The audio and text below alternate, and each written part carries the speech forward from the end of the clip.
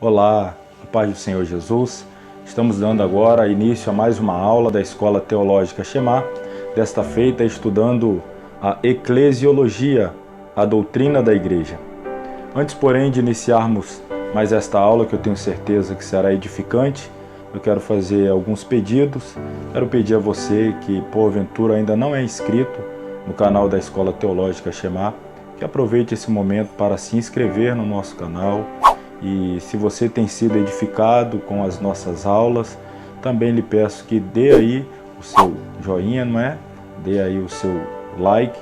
Se você tem também interesse em fazer alguma pergunta, um comentário, está o espaço disponível para que faça isso, para que nós possamos interagir. E por último, eu te peço que não deixe de compartilhar esse vídeo, quer seja pelos seus grupos de WhatsApp ou mesmo nas suas redes sociais, para que outras pessoas também possam ter acesso a esse conteúdo e ser edificado com as nossas aulas. Então, sem mais delongas, vamos à aula, agora, Eclesiologia.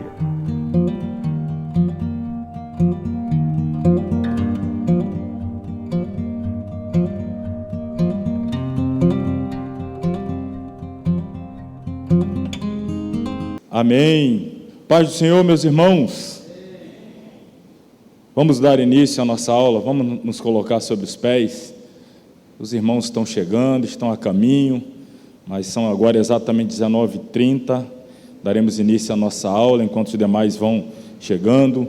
Já damos bem-vindo aos alunos à distância, que estão nos acompanhando agora ao vivo, ou que estarão nos acompanhando depois, nas aulas que se seguirão. Deus abençoe a todos, vamos orar.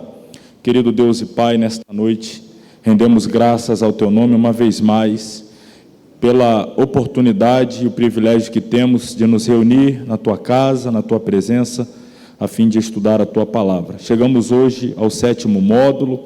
Ó Deus, Te agradecemos por ter nos sustentado até aqui, cada aluno que tem se esforçado, vencido etapas, desafios, barreiras e tem avançado. Eu creio que até o fim dessa jornada continuarão para a glória do Teu nome. Dê-nos hoje uma aula abençoada, frutífera, edificante, para a glória do Teu nome.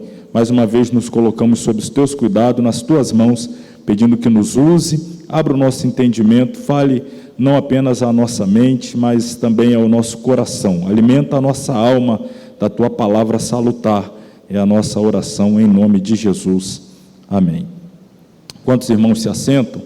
Nunca é demais lembrar aos amigos que nos acompanham aí à distância, que ainda não são inscritos, no nosso canal. Cada dia a gente tem alcançado mais alunos à distância. Hoje, mais um aluno de Curitiba, no Paraná, dando início ao curso conosco, e assim temos espalhado pelo Brasil e outras nações, como Estados Unidos, Portugal, Inglaterra e tantos outros. Então, nessa noite, aproveito para solicitar quem ainda não é inscrito, inclusive os alunos aqui, se ainda não é inscrito, depois confira lá, se inscreva no canal.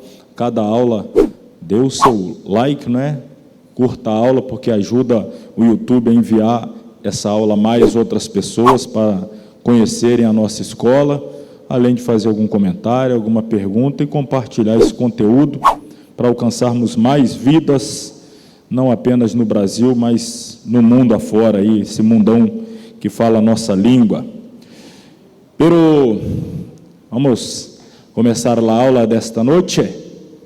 Melhor falar em português, O Rickson, você domina o castelhano, Vamos lá, irmãos, começando então hoje a aula de número 1 do livro 7, Eclesiologia. Você que já tem o material na mão, como de costume, abra comigo aí na página 3. Vamos fazer uma menção aí do nosso sumário, para que tenhamos uma breve noção dos assuntos que estudaremos ao decorrer de todo esse módulo. E está aí, como sempre, introdução, é a nossa primeiro contato com a disciplina, que é a apresentação da disciplina, introduzindo o assunto. Falaremos essa noite, óbvio. Capítulo 1, trataremos da origem e desenvolvimento da igreja. Nós vamos entender com mais clareza e profundidade de onde se originou a igreja, Será que a igreja é obra da mente humana? Será que a igreja é uma invenção de líderes ou de pessoas que queiram, de alguma maneira, exercer domínio sobre outras, como dizem os mal intencionados, liberais, ateus, que dizem que a religião, a igreja é invenção de homens para dominar, manipular, enfim. Vamos estudar com a base na Bíblia, como sempre deve ser, acerca da origem da igreja e a sua consequente evolução, desenvolvimento, crescimento, expansão. No capítulo 2, trataremos sobre o fundamento da igreja. A igreja está fundamentada sobre o quê? Está fundamentada sobre quem? Qual ou quem é a base da igreja? Nós vamos estudar, claro, embora já saibamos, mas nos aprofundaremos quando tratarmos deste capítulo. No capítulo 3, a nossa proposta é compreendermos a igreja e o seu relacionamento com o reino de Deus. Ou melhor, entenderemos como a igreja exerce a função de agente do reino de Deus na terra. A igreja é a representante deste reino. O reino de Deus é muito maior do que a igreja. O reino de Deus abrange todo o universo. Deus reina sobre todo o universo. Porém, nessa minúscula partícula do universo chamado planeta Terra, esse grãozinho de areia no vasto oceano, fazendo esta comparação entre o planeta e a imensidão do universo, a agência do reino de Deus no planeta Terra é a igreja. Então nós vamos entender bem essa relação, essa dinâmica. No capítulo 4, estudaremos sobre a igreja e seus símbolos. Todos nós sabemos que a Bíblia Sagrada como um todo, ela é um livro que, além da sua linguagem literal, ela nos comunica muitas verdades através das figuras de linguagem, as chamadas alegorias, tipologias, simbologias, etc. E aí, quando se trata da igreja, a igreja ela também tem alguns símbolos que a Bíblia utiliza para representá-la. E nós vamos ver aqui os principais símbolos que a Bíblia atribui para a igreja. No capítulo de número 5, nós vamos ver sobre a espiritualidade da igreja. Por que nós vamos entender a questão da espiritualidade da igreja? Já antecipo, no capítulo 6 nós vamos ver a organização da igreja. Então, enquanto no capítulo 5 a gente trata da igreja no seu aspecto invisível, universal, espalhada por todos os cantos do planeta, inclusive formada por pessoas que já partiram e outros que sequer nasceram, que fazem parte da igreja. Esta é a igreja invisível, é a igreja espiritual. Por outro lado, nós temos a igreja enquanto uma organização visível, um CNPJ, com um endereço, aonde as pessoas se reúnem, aonde a igreja, a localidade aonde a igreja se reúne. Então nós vamos entender a igreja também no seu aspecto organizacional. Por isso, no capítulo 5, a igreja invisível, no capítulo 6, a igreja visível. Já no capítulo 7, trataremos sobre os membros da igreja, tanto de uma quanto de outra. Nós vamos ver quem faz parte da igreja invisível e quem faz parte da igreja visível. E vamos perceber que, às vezes, há pessoas que fazem parte da igreja invisível, mas não tiveram sequer a oportunidade de fazer parte da igreja visível. Coisa muito rara, mas existe e veremos. Por outro lado, veremos também que multidões e multidões fazem parte da igreja visível, mas jamais fizeram parte da invisível. Que mistério é esse? Vai ser desvendado quando lá chegarmos, é claro, né? Capítulo 8, as ordenanças da igreja. O Senhor Jesus deixou para a sua igreja 2 ordenanças a serem cumpridas até o dia em que ele voltar para buscá-la. Quais ordenanças são essas? Assunto do capítulo 8. Finalmente, veremos sobre a igreja e a obra missionária, ou seja, a responsabilidade da igreja de anunciar o evangelho por todo o mundo, fazer conhecida a mensagem da salvação nos 4 cantos da terra. Como eu disse há pouco, a igreja, ela é agente do reino de Deus na terra. Então, Deus conta com a igreja para levar a sua mensagem a toda a terra. E aí nós vamos ver no último capítulo como a igreja tem exercido esse papel no tocante à obra missionária, que, aliás, tem sido alvo dos estudos deste trimestre da Escola Bíblica Dominical. Sem delongas, vire aí a página, vamos dar início à nossa introdução, tomando por base, nesta introdução, o Evangelho escrito, o Evangelho do Senhor Jesus Cristo, segundo escrevera o evangelista Mateus, em seu capítulo 16 e versículo 18, está aqui no slide, está aí no seu material.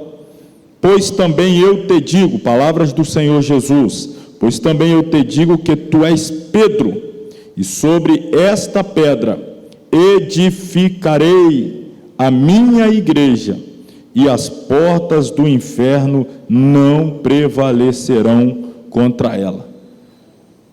Uma palavra profética de Jesus, dirigida ali a Pedro, consequentemente os demais apóstolos que ali estavam em Cesareia de Filipe, e o Senhor falando de uma futura edificação da sua igreja. Eu edificarei a minha igreja. Nós vamos entender o que é igreja, qual é o conceito de igreja, qual era o conceito original desta palavra que hoje nós utilizamos para igreja. Estou falando da língua grega, claro, e nós vamos entender como esta palavra se associava à época em que Jesus a utilizou a outras áreas, não apenas espiritual, religiosa, mas hoje ela se incorpora de uma palavra basicamente ou exclusivamente uma palavra religiosa. Estou me referindo aí à eclésia, que é essa palavra aqui, de eclesiologia. Está logo aí adiante, eclesiologia, do grego eclésia ou eclesia, e logos, logia. Eclésia significa, hoje nós temos a seguinte tradução para eclésia: igreja. Logia, estudo, tratado.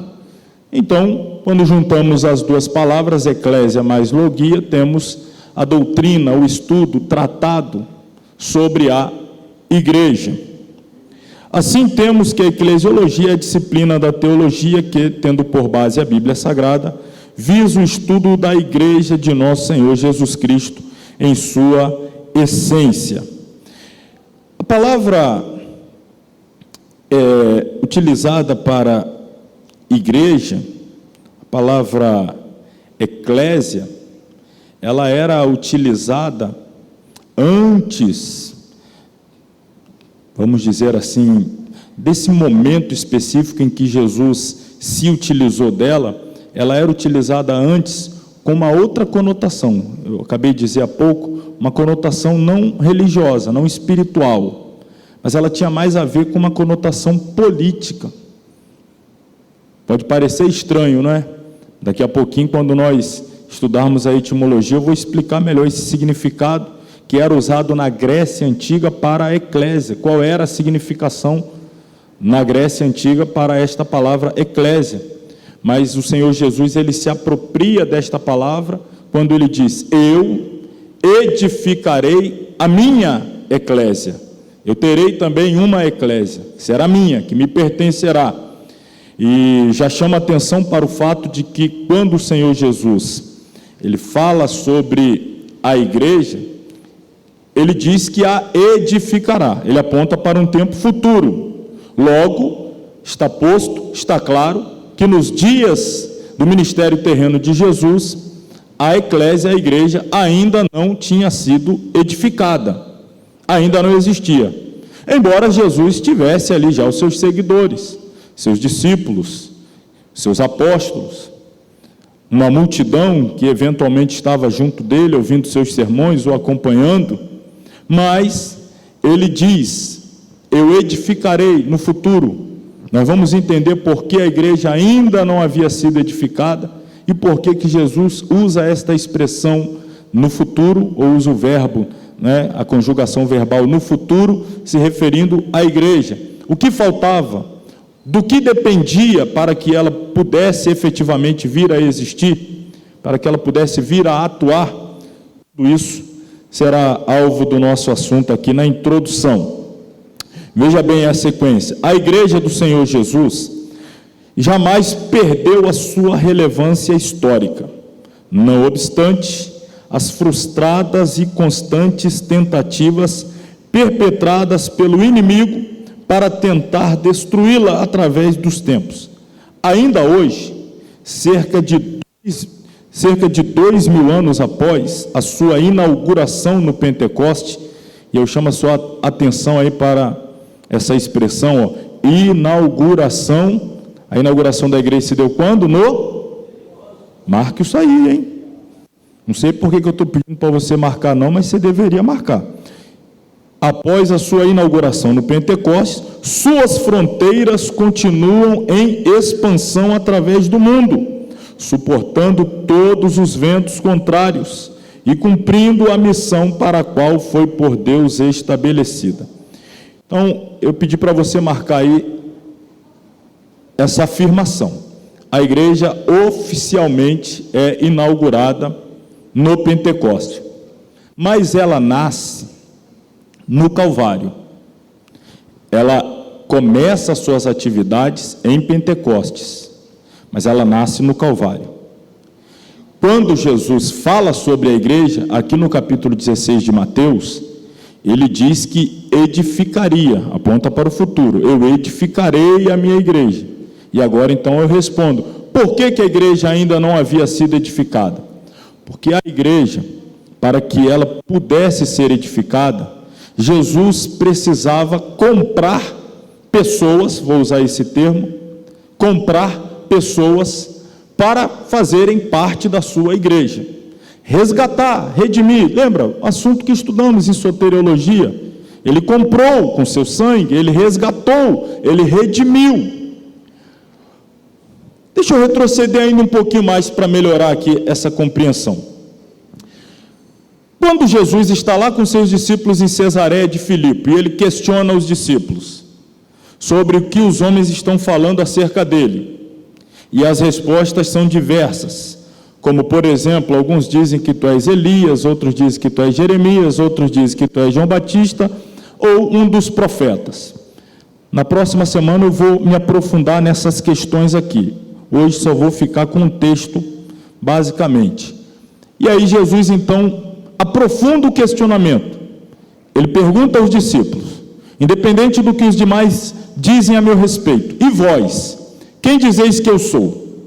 Pedro toma a palavra, como de costume, como de praxe, próprio da sua índole, do seu temperamento, fala em nome do grupo, e, por divina revelação, ele diz, tu és o Cristo, filho do Deus vivo. Jesus então exalta esta afirmativa de Pedro, dizendo-lhe que não havia sido nem carne nem sangue que revelou a Pedro aquela verdade absoluta e incontestável, mas que Pedro havia sido alvo de uma revelação diretamente do trono do Pai. Olha que coisa extraordinária. Jesus diz, não foi carne nem sangue, mas meu Pai acabou de te revelar, Pedro. Você foi usado por Deus no que você acabou de dizer. E agora eu vou te dizer outra coisa. Tu és Pedro. Pedro, esta palavra, Pedro, este nome, melhor dizendo, que foi Jesus quem deu a ele, porque na verdade o nome dele era Simão. Se você puxar lá no Antigo Testamento seria o Simeão. Nos dias de Jesus, Simão, mas Jesus quando o chamou disse, tu és Simão, filho de Jonas, mas a partir de hoje eu te chamo de Pedro. Foi Jesus que deu esse nome a ele. E agora, nesse momento, Jesus está ratificando, confirmando, tu és Pedro. O que significa esta palavra grega, Pedro? Petros. Petros significa um fragmento de rocha, uma pedrinha, uma lasca de rocha, que seria uma pequena pedra. Quando você vai com a picareta numa rocha e vai batendo, vai saindo aqueles fragmentos da rocha. Não é a rocha, são os pedacinhos da rocha, as lasquinhas da rocha. Isto é Petros. Aí Jesus diz: tu és Petros, mas sobre esta Petra é rocha, Petros é fragmento de rocha. Então Jesus diz: tu és um fragmento de rocha, mas agora dizendo dele mesmo Jesus, mas sobre esta Petra, esta rocha, Jesus, a rocha, ele diz: eu edificarei a minha igreja. Então vamos pensar no conceito de edificações, construções civis, como temos hoje, mas vamos pensar naquela época. Especialmente vamos pensar na construção do templo. Como é que era o templo? O templo era feito de pedras sendo postas sobre pedras. Lembra que Jesus profetizou, quando disse da destruição do templo? Ele disse que não ficaria o quê? Pedra sobre pedra, porque uma edificação era formada de pedra sobre pedra, um fragmento de rocha sobre um fragmento de rocha, um fragmento de rocha sobre outro fragmento de rocha. Mas é óbvio que antes de estabelecer uma pedra sobre outra pedra, você precisa de um fundamento, uma pedra angular, uma pedra de esquina, uma base sólida. Jesus está dizendo: eu sou esta rocha, esta base, este fundamento. Mas eu vou edificar a minha igreja, eu vou edificar, colocar pedra sobre pedra. Você, Pedro, é uma delas, uma lasquinha de pedra. Eu vou comprar muitas. Quando é que Jesus vai comprar essas outras pedrinhas? Na cruz do Calvário, quando ele derramar o seu sangue. Com seu sangue ele compra para Deus, diz a Bíblia Sagrada, pessoas oriundas de todos os povos, tribos, línguas e nações, e para o nosso Deus o Senhor os fez reis e sacerdotes. Então, quando Jesus está dizendo isso a Pedro e aos demais, ele diz que edificaria, porque ele ainda não havia comprado essas pedras. E porque eu ainda não tinha comprado, está claro, está óbvio, que ele ainda não havia morrido, ainda não havia entregado a sua vida. Então ele está falando deste momento, a crucificação, o Calvário. E aí ele diz: Pedro, eu vou edificar a minha, eu também vou ter a minha igreja. Eu vou comprar uma igreja. Eu vou resgatar pessoas que farão parte da minha igreja. Eu serei o fundamento, a base sobre a qual os demais membros dessa igreja estarão sobrepostos, baseados, sobre os quais eles estarão ali fundamentados, firmados, fixados. Então Jesus deixa isso muito claro. Mas também, depois de ter morrido na cruz, preste bem atenção nisso aqui, e ressuscitado, ele morreu, ressuscitou, o sangue foi derramado, comprou então, com o derramamento do seu sangue, as pessoas que fariam parte da sua igreja, mas ordenou a essas que não iniciassem as suas atividades enquanto igreja, até que, do alto, o que ele disse? Até que do alto seja revestido de poder. Vocês não vão começar a atividade, porque qual é a atividade principal da igreja? Jesus disse: é ir por todo mundo anunciar o evangelho, pregar a salvação, anunciar que a partir do sacrifício de Cristo o homem pode voltar a ter comunhão com Deus. Um homem que estava desligado de Deus em virtude do pecado, inexoravelmente condenado ao inferno, graças à graça manifesta de Deus, Cristo, e o seu sangue derramado na cruz do Calvário, agora pessoas de todas as partes do planeta, de todos os povos, tribos, línguas, nações, podem voltar a ter comunhão com Deus. A igreja, portanto, é responsável por levar essa mensagem aos 4 quadrantes da terra. Mas Jesus deixou claro: não comecem a fazer isso, até que do alto vocês sejam revestidos de poder. Então, o que eu estou fazendo aqui é essa clara distinção. A igreja, ela é comprada no Calvário, ela passa a existir no Calvário, ela nasce no Calvário, porém inicia suas atividades a partir de Pentecostes. É como se, vou usar aqui aquelas analogias que são rasas, quando a gente faz comparações com coisas espirituais, mas facilita a nossa compreensão. Vamos supor que Qualquer um de nós aqui chegue a uma concessionária de veículos, chegue lá e compre um carro, motor 1.0. Você chega lá e paga, compra. Mas você diz assim: eu quero sair da concessionária com esse carro aqui turbinado, eu quero que você coloque nele um motor 2.0, que você duplique a potência desse veículo aí. Você coloca, aí você pede lá mais um monte de acessório. Um exemplo.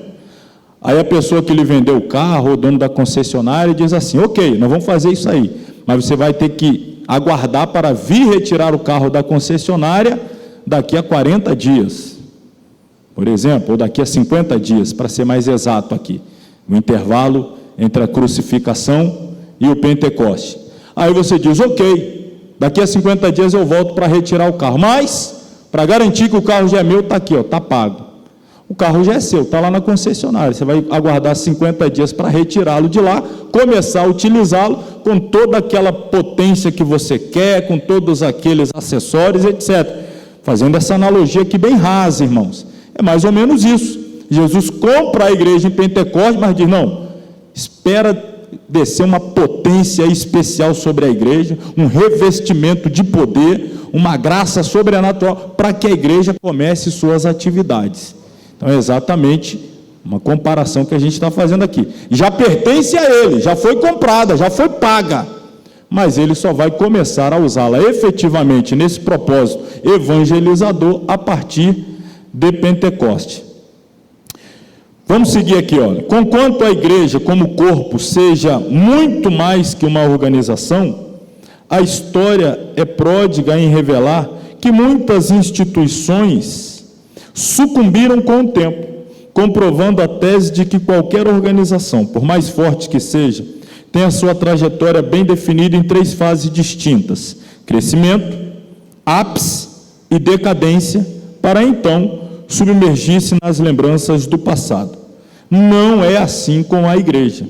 Ela se caracteriza por uma natureza singular, que lhe assegura plena capacidade de resistir aos ataques das forças malignas e ter continuidade histórica nas circunstâncias mais adversas até que cumpra o seu objetivo.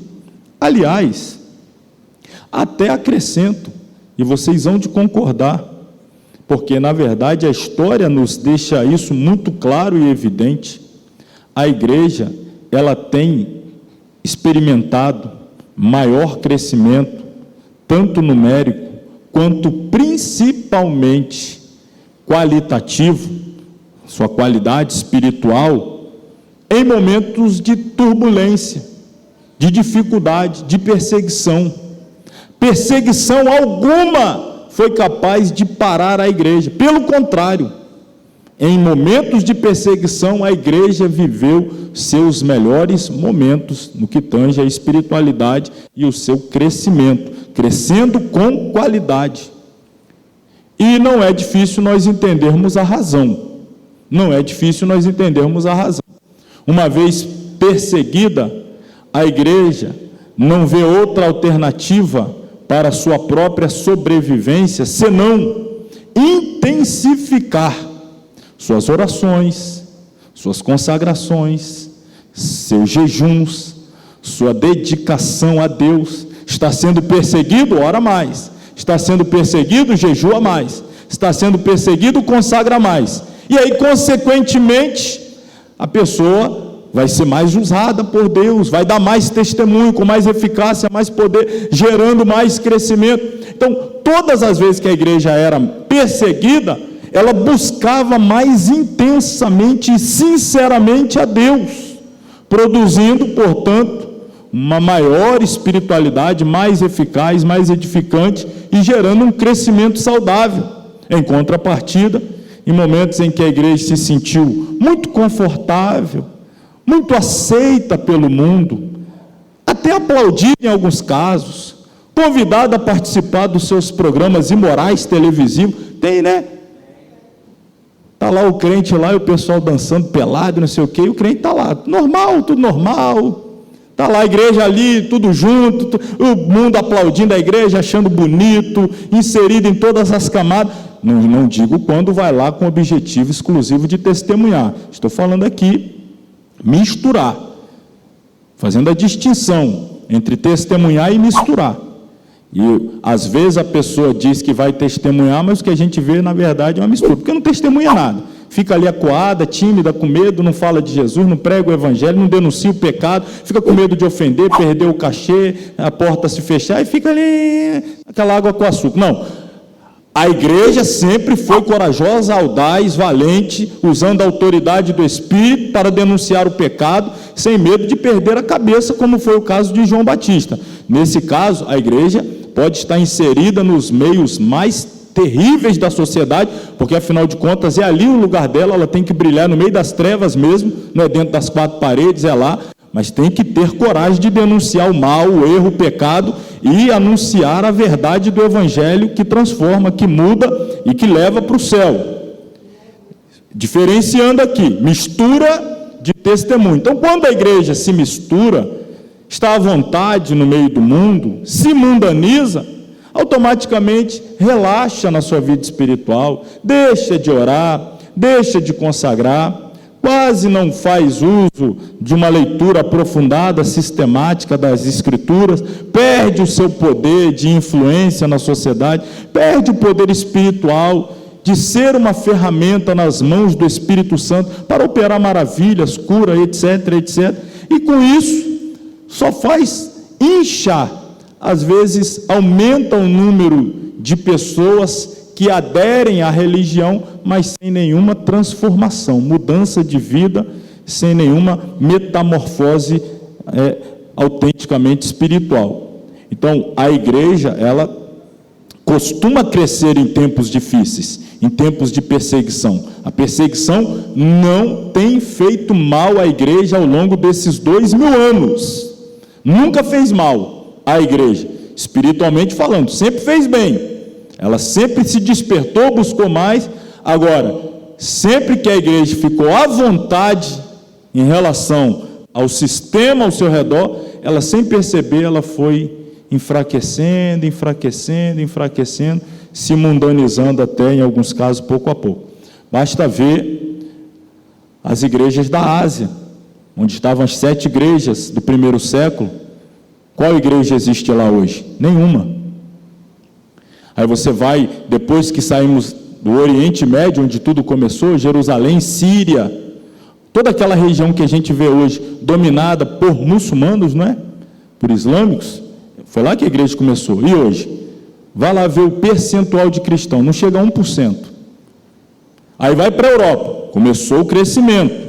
A igreja se mudou da Ásia, ali do Oriente Médio, para a Europa. Aí a igreja cresceu na Europa. Vai hoje na Europa e vê a estatística da igreja lá. Aí mudou para as Américas. Cresceu muito também. Já começa a fase de declínio. E os estudiosos da igreja, do movimento da igreja ao longo dos séculos, e os missiólogos principalmente, eles percebem hoje um crescimento espiritual da igreja em países perseguidos ou países de extrema pobreza, como a África, ou países onde é proibido o evangelho, a perseguição é ostensiva e sistemática. Se você, por exemplo, pergunta a missionários que estão lá à frente de igrejas em países perseguidos, Coreia do Norte, China, ou países mesmo de origem islâmica, estão lá, e aí você fala com eles, por exemplo, que você tem pena da igreja que está lá sob perseguição, eles vão dizer assim: não precisa ter pena da gente não, é a gente que tem pena da igreja no Brasil, a gente aqui está vivo, está bem, espiritualmente falando, porque a perseguição tem feito isso.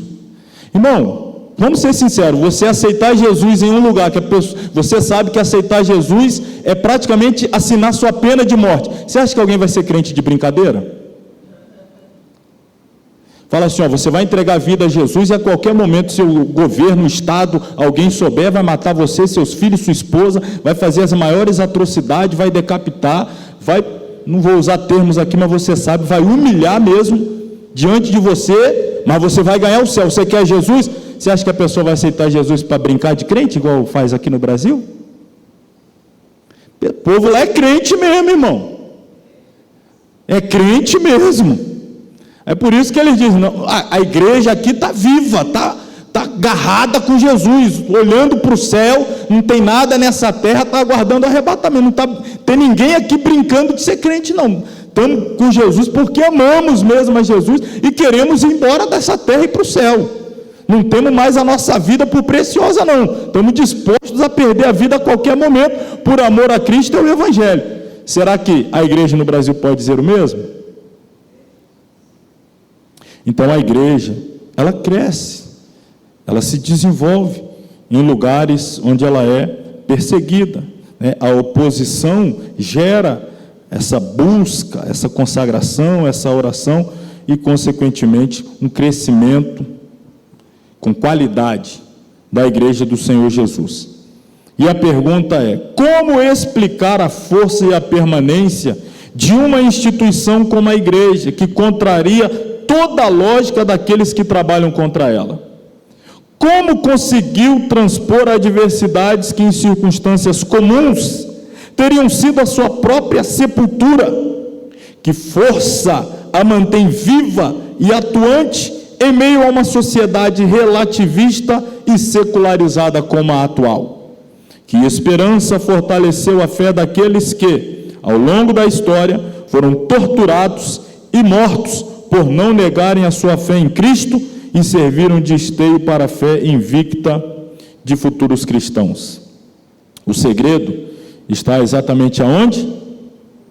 Na sua origem, na base, na rocha, que é Jesus.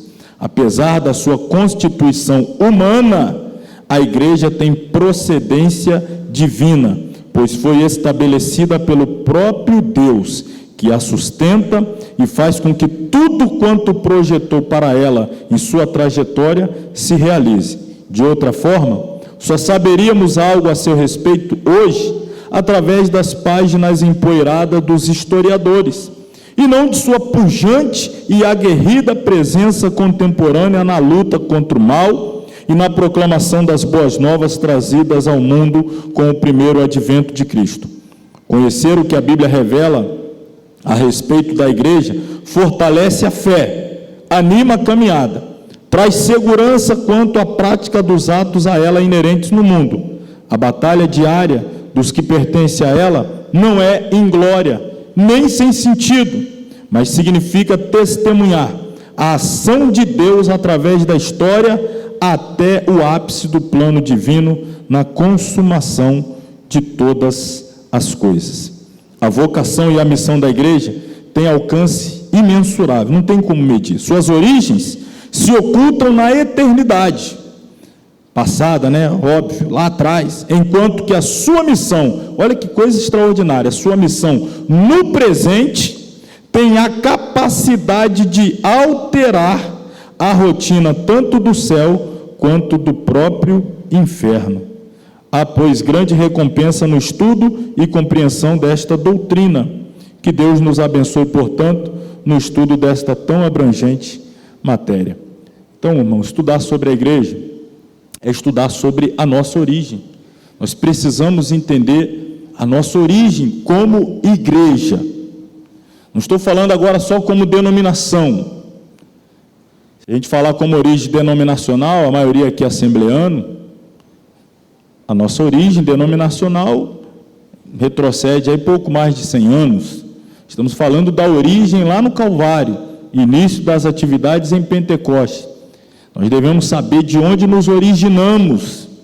E nós vamos perceber que, na verdade, essa origem da igreja no Calvário, estou me referindo à sua origem existencial visível na terra.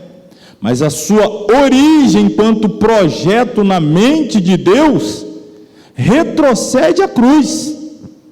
Foi antes da fundação do mundo, e a gente vai ver isso no capítulo de número 1 agora. Nós precisamos entender a nossa origem. Se você não sabe a sua origem, se você não sabe, você facilmente se perde em relação ao seu destino. Se você não sabe o ponto de partida, você perde até a referência de para onde você está indo. Isso é sério, irmãos. Você não sabe de onde você começou, você até se perde aonde você quer chegar. Então nós precisamos ter essas... E aqui a gente sabe que a nossa base é Jesus. O autor aos Hebreus diz que Jesus, ele é o autor e que mais? Consumador da nossa fé. Então, a origem da minha fé, da minha crença, das minhas convicções é Jesus. A completude, a consumação, o resultado final da minha fé é Jesus. A minha fé começa nele e conclui nele. Logo, eu não desviarei se eu olhar o tempo todo para ele.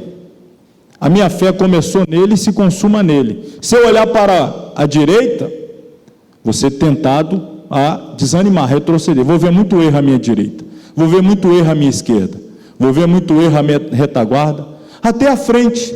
E digo da igreja que olha para o altar, vai ver muito erro mesmo, vai ver muito erro. Mas se olhar para o autor e consumador da fé, pergunto, qual erro você vai encontrar? Esse é o segredo do triunfo da igreja ao longo de todos esses séculos, milênios.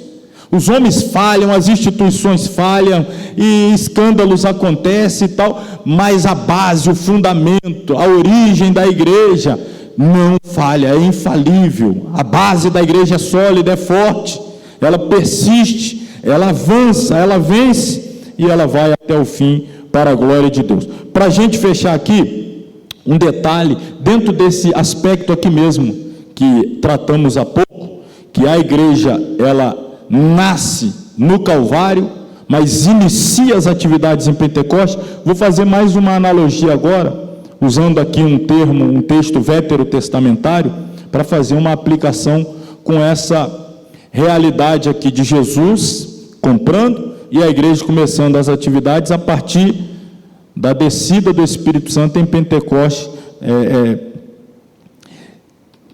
capacitando a igreja, enchendo-os de poder, ali, revestindo de poder para as suas atividades. Então, uma nota aqui, Davi juntou os materiais para a construção do templo, mas a construção foi feita por quem? Por seu sucessor, Salomão.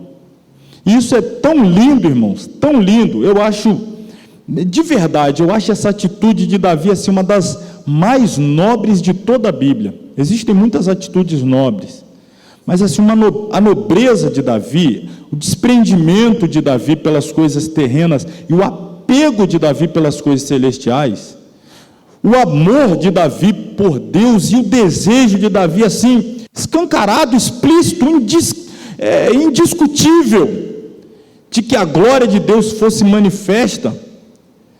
Uma das muitas razões, basta ler os seus salmos, eu já disse isso inúmeras vezes aqui. Davi teve várias esposas, não vamos entrar agora no mérito da questão da antiga aliança lá, as pessoas que agiam dessa maneira, não de acordo com a vontade soberana de Deus, mas ali dentro de uma vontade permissiva, vamos dizer assim.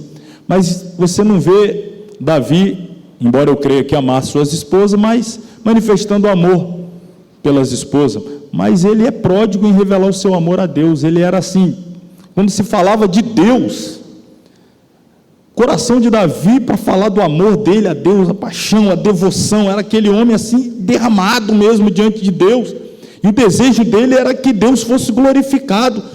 Ele quis construir um templo para que, a partir do templo, a glória de Deus pudesse ser manifesta a todo Israel e as nações ao redor. E aí ele diz isso ao profeta Natã, que o autoriza, mas Deus diz para Natã que não estava autorizando. Então Davi diz a Davi, olha, você não tem autorização do céu para construir o templo. Eu não posso construir o templo? Não. E juntar o material? Deus falou alguma coisa? Não, sobre material? Então eu vou juntar o material. Alguma coisa eu tenho que fazer.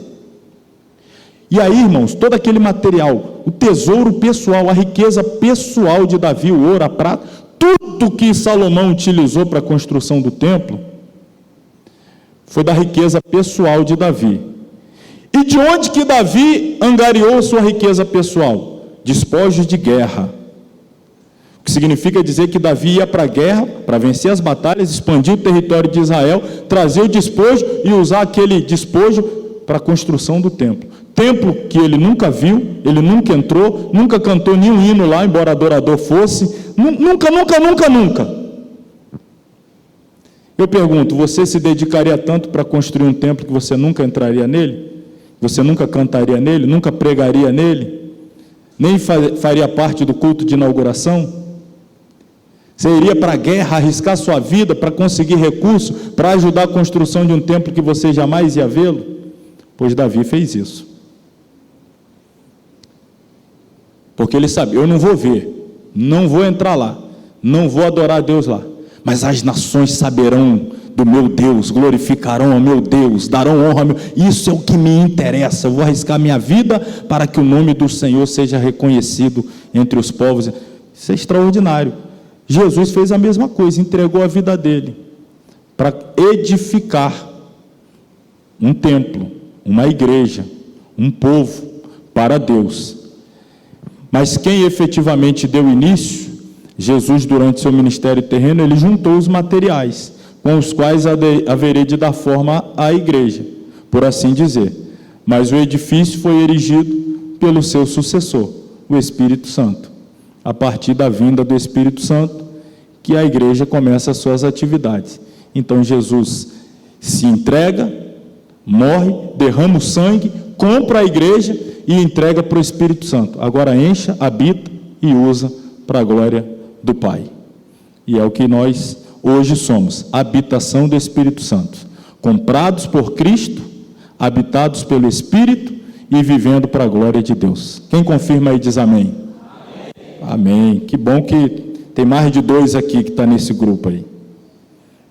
Brincadeira, todos, né? São todos, graças a Deus. Vamos lá então. Capítulo 1. Vamos falar da origem e do desenvolvimento da igreja. Texto base, Efésios, capítulo de número 3, versículos 8 a 10. Paulo escrevendo esta epístola eclesiológica. O que significa a palavra eclesiológica? Significa uma epístola cuja principal, a mensagem principal gira em torno da igreja, da eclésia. É uma das epístolas, se não a epístola mais eclesiológica de todas as epístolas paulinas. E aqui ele diz o seguinte: a mim, o mínimo, o menor de todos os santos, me foi dada esta graça de anunciar entre os gentios, por meio do evangelho, as riquezas incompreensíveis de Cristo, e demonstrar a todos qual seja a dispensação do mistério, que desde os séculos esteve oculto em Deus. Olha que coisa tremenda que Paulo está falando aqui.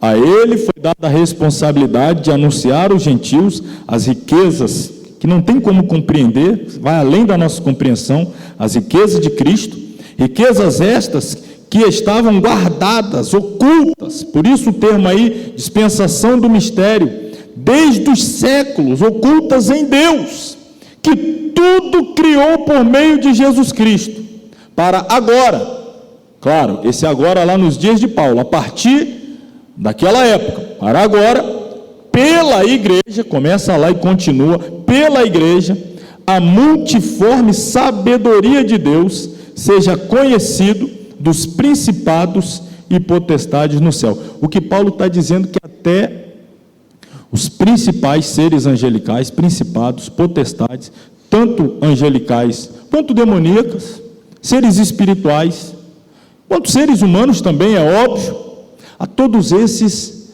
era oculto esse mistério chamado igreja. Não sabia, estava guardado.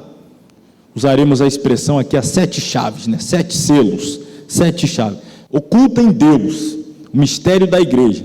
Mas já na mente de Deus, na eternidade passada, já existia o projeto chamado igreja.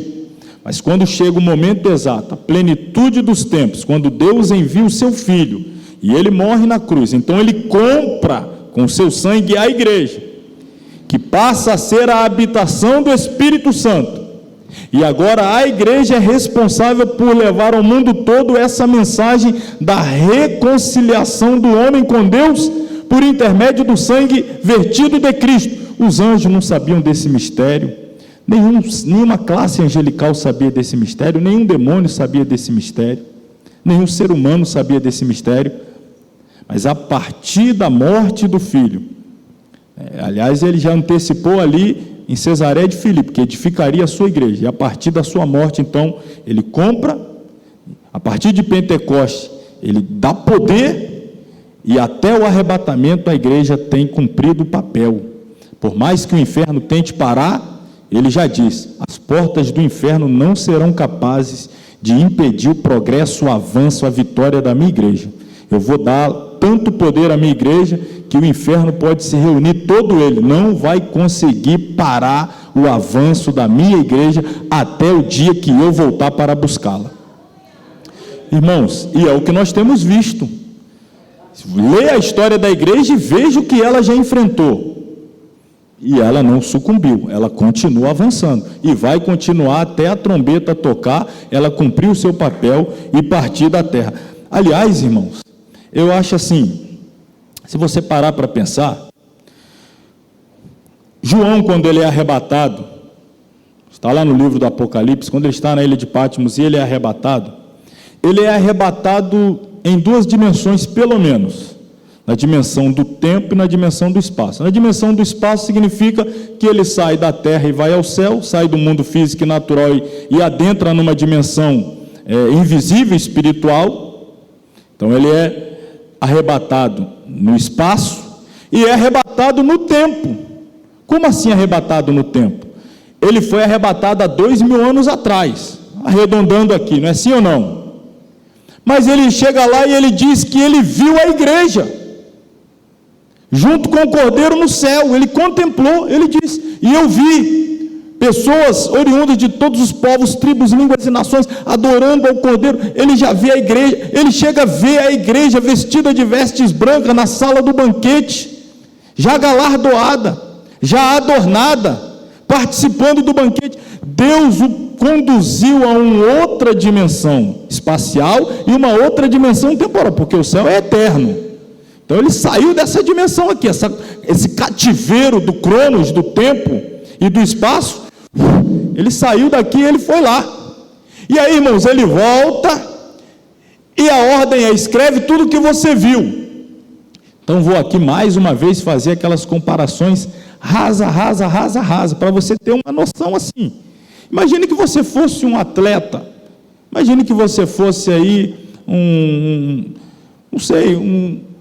profissional dos esportes, seja ele qual for, futebol, basquete, handball, seja lá qual for, e você é convidado a fazer parte de uma equipe, cuja qual você já sabe que no final de todos os campeonatos você vai se sagrar vencedor, vitorioso, medalha de ouro. Olha, eu estou te convidando para participar da equipe, mas eu estou vindo do futuro, e olha aqui, ó, nós vamos ganhar todos os campeonatos de goleada, medalha. E aí, você quer participar da minha equipe ou quer da outra derrotada lá?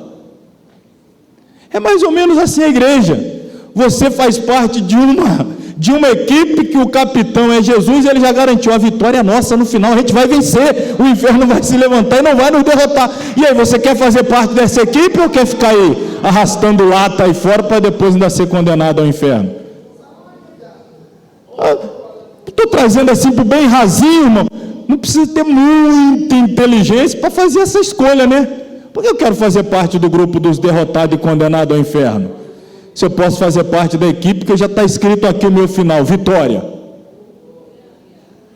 É isso aí. Fazer parte da igreja é fazer parte do grupo. Agora, vitória, mas não significa que ao longo do campeonato, de vez em quando, não vai ter uma contusão, uma lesão. O inimigo também não vai pegar leve, não. É onde, se eu soubesse que ia ser difícil assim. Não, mas também ele não disse que ia ser fácil, mas ele garantiu a vitória. Mas não iludiu ninguém dizendo, não, vai ser tranquilo. Não. Vai ter luta, vai ter perseguição, mas eu estarei convosco todos os dias, até a consumação dos séculos, e a vitória é nossa. Então aqui está a igreja. A igreja foi desde a eternidade concebida na mente de Deus.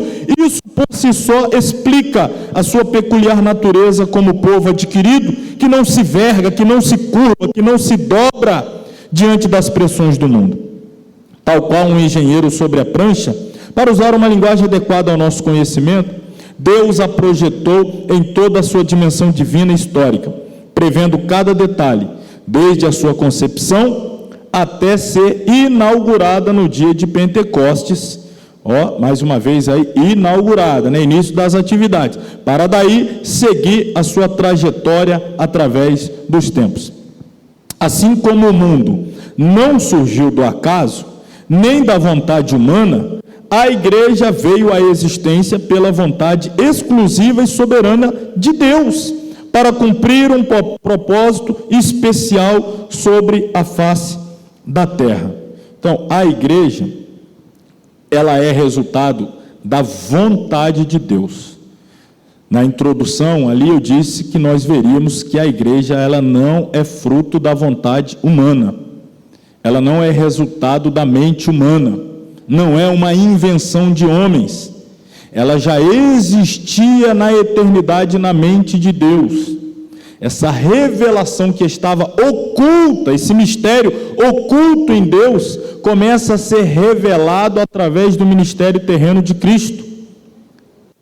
Ela nasce no sacrifício dele no Calvário, inicia suas atividades a partir de Pentecostes e conclui a sua tarefa gloriosa e vitoriosa na terra quando chegar o dia do arrebatamento.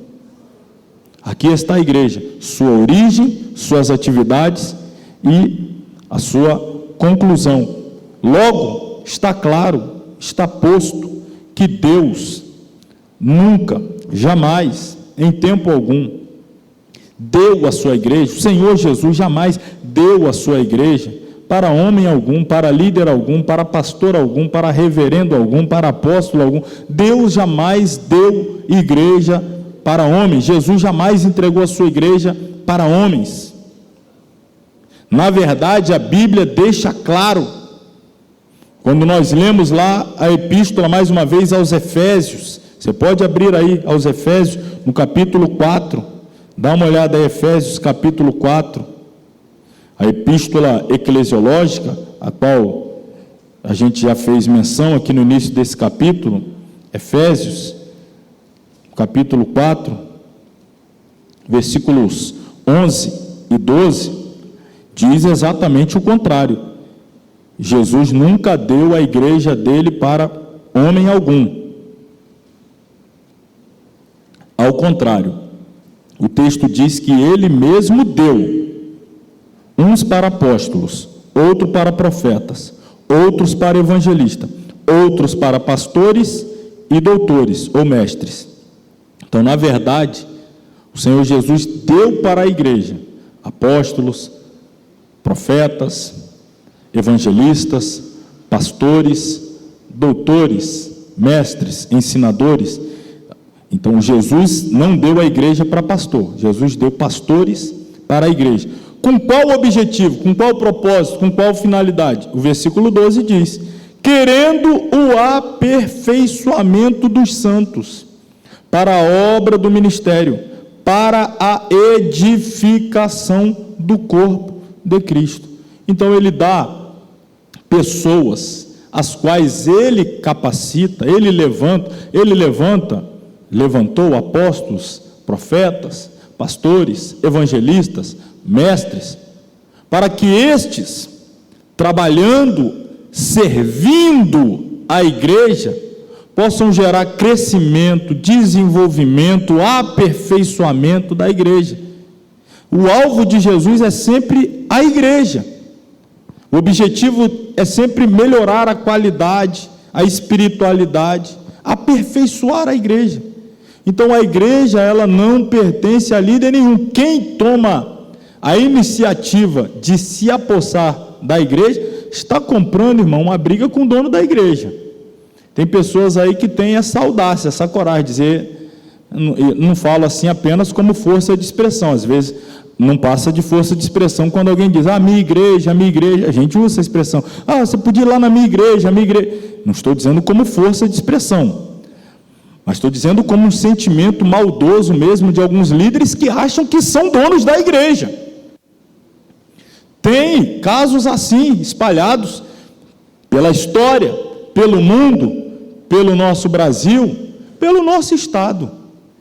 Eu já contei em outra aula, e vale a pena aqui contar mais uma vez, não muito longe daqui da nossa cidade, uma cidade do interior aqui, não vou falar, né? É uma das 78 cidades do nosso estado, uma das quais visitei aí algumas semanas atrás. Depois você procura saber a agenda para você descobrir onde que é. Mas não essa igreja que eu vou falar, mas uma dessas cidades, há alguns anos atrás, coisa talvez de 15 anos atrás, por aí aproximadamente, um determinado pastor dessa igreja, dessa cidade, que estava em pecado, notadamente, sabidamente em pecado, e que a igreja não o queria mais como pastor, óbvio, mas ele tinha lá algumas, a renda dele é comprometida com a igreja, tinha algumas alianças com, enfim, estava embaraçado lá com várias situações, e ele não quis abrir mão da liderança da igreja.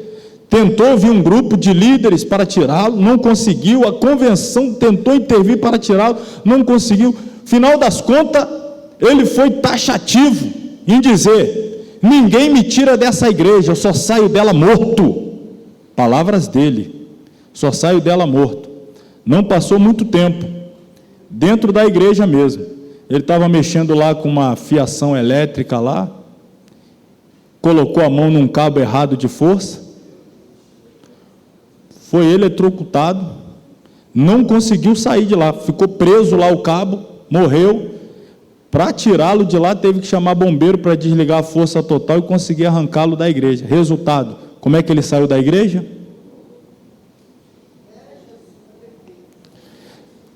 A Bíblia mostra vários episódios assim também. Então, irmão, a igreja é de Jesus. Se alguém está querendo fazer com a igreja de Jesus o que bem pensa, o que bem quer, achando que a igreja pertence a ele, não está comprando problema com homem nenhum, não. Está comprando um problema muito sério com aquele que entregou até a última gota de sangue para comprar a igreja. Para agora alguém chegar e dizer, ela é minha. Você já pensou? Que coisa séria. Então, ele nunca deu igreja para ninguém, mas ele dá à igreja pessoas que possam servir a igreja, para que a igreja seja aperfeiçoada, cresça em maturidade, em qualidade, em espiritualidade. Enfim, Jesus assevera em Mateus 16, 18, edificarei a minha igreja. Esta é a primeira entre mais de 100 referências no Novo Testamento que empregam a palavra grega primária para igreja. Olha aí mais uma vez o termo, eclésia ou eclesia, como outros preferem. Francamente eu não sei exatamente qual seria a melhor forma de expressão, mas ela é composta de duas palavras, a preposição ek, que está aí, que significa fora, ek é fora, e o verbo kaleo, ou kaleo, que significa chamar. Então, ek, kaleo, fora, chamar para fora. Logo, eclésia, ou eclesia, denotava originalmente, e aí eu antecipei que ela tinha uma conotação, a palavra eclésia tinha uma conotação política, então veja aí, vou apresentar, originalmente um grupo de cidadãos chamados e reunidos, visando um propósito específico. O termo é conhecido desde o século V a.C., nos escritos de Heródoto, Xenofontes, Platão, Eurípides, todos grandes pensadores e filósofos, historiadores gregos. Este conceito de eclésia prevalecia especialmente na capital Atenas, onde os líderes políticos eram convocados como Assembleia Constituinte até 40 vezes por ano.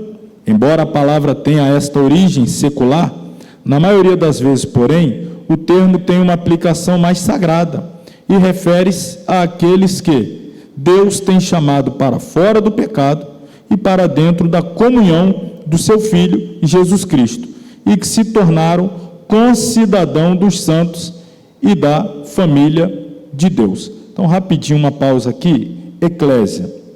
Originalmente, estamos aí remontando quase 500 anos antes de Cristo, 400 a 500 anos antes de Cristo, na Grécia Antiga.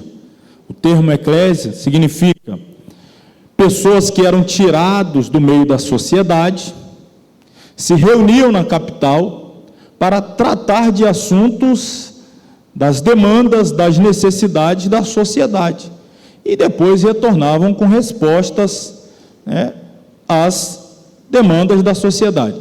Vamos lá, vamos fazer mais uma vez uma comparação. Como o termo originalmente era mais político, uma ideia que nós podemos ter hoje. Em tese, deveria funcionar da seguinte maneira: a ideia política, da democracia, da sociedade democrática, a ideia é pessoas tiradas do meio da sociedade, das demais camadas da sociedade. Vamos pensar aqui numa esfera mais resumida, assim, um município. Então a gente pensaria numa Câmara de Vereadores. Você teria pessoas tiradas das diversas camadas da sociedade, que se reúnem lá para tratar das necessidades da sociedade e depois trazer respostas para a sociedade, dar algum retorno nas diversas áreas, saúde, educação, segurança, etc. Se a gente remontar lá a Grécia Antiga, tinham outras questões, outras demandas, mas quem era a eclésia? Eram as pessoas que eram tiradas, então, da sociedade, tratavam dessas questões e voltavam com as respostas. Aí Jesus ele vai dizer: eu vou edificar a minha eclésia. Qual é a ideia agora que Jesus está se valendo, se utilizando, empregando esse termo, ekkalel? Ele está dizendo: eu vou tirar pessoas para fora do sistema, do mundo caído, corrupto. Eu vou salvar, eu vou libertar, eu vou lavar, eu vou encher, eu vou dar poder, eu vou dar graça, e depois eu vou enviá-las de novo para me representar no meio da sociedade. Vão ser o sal, vão ser a luz, vão trazer as respostas para as demandas espirituais, vão trazer a resposta, a solução para o caminho que a sociedade precisa seguir. É essa a ideia de Jesus quando fala da sua igreja. Eu vou tirar pessoas, eu vou libertar, eu vou trazer para junto de mim e depois eu vou enviar novamente à sociedade como meus legítimos, autênticos representantes.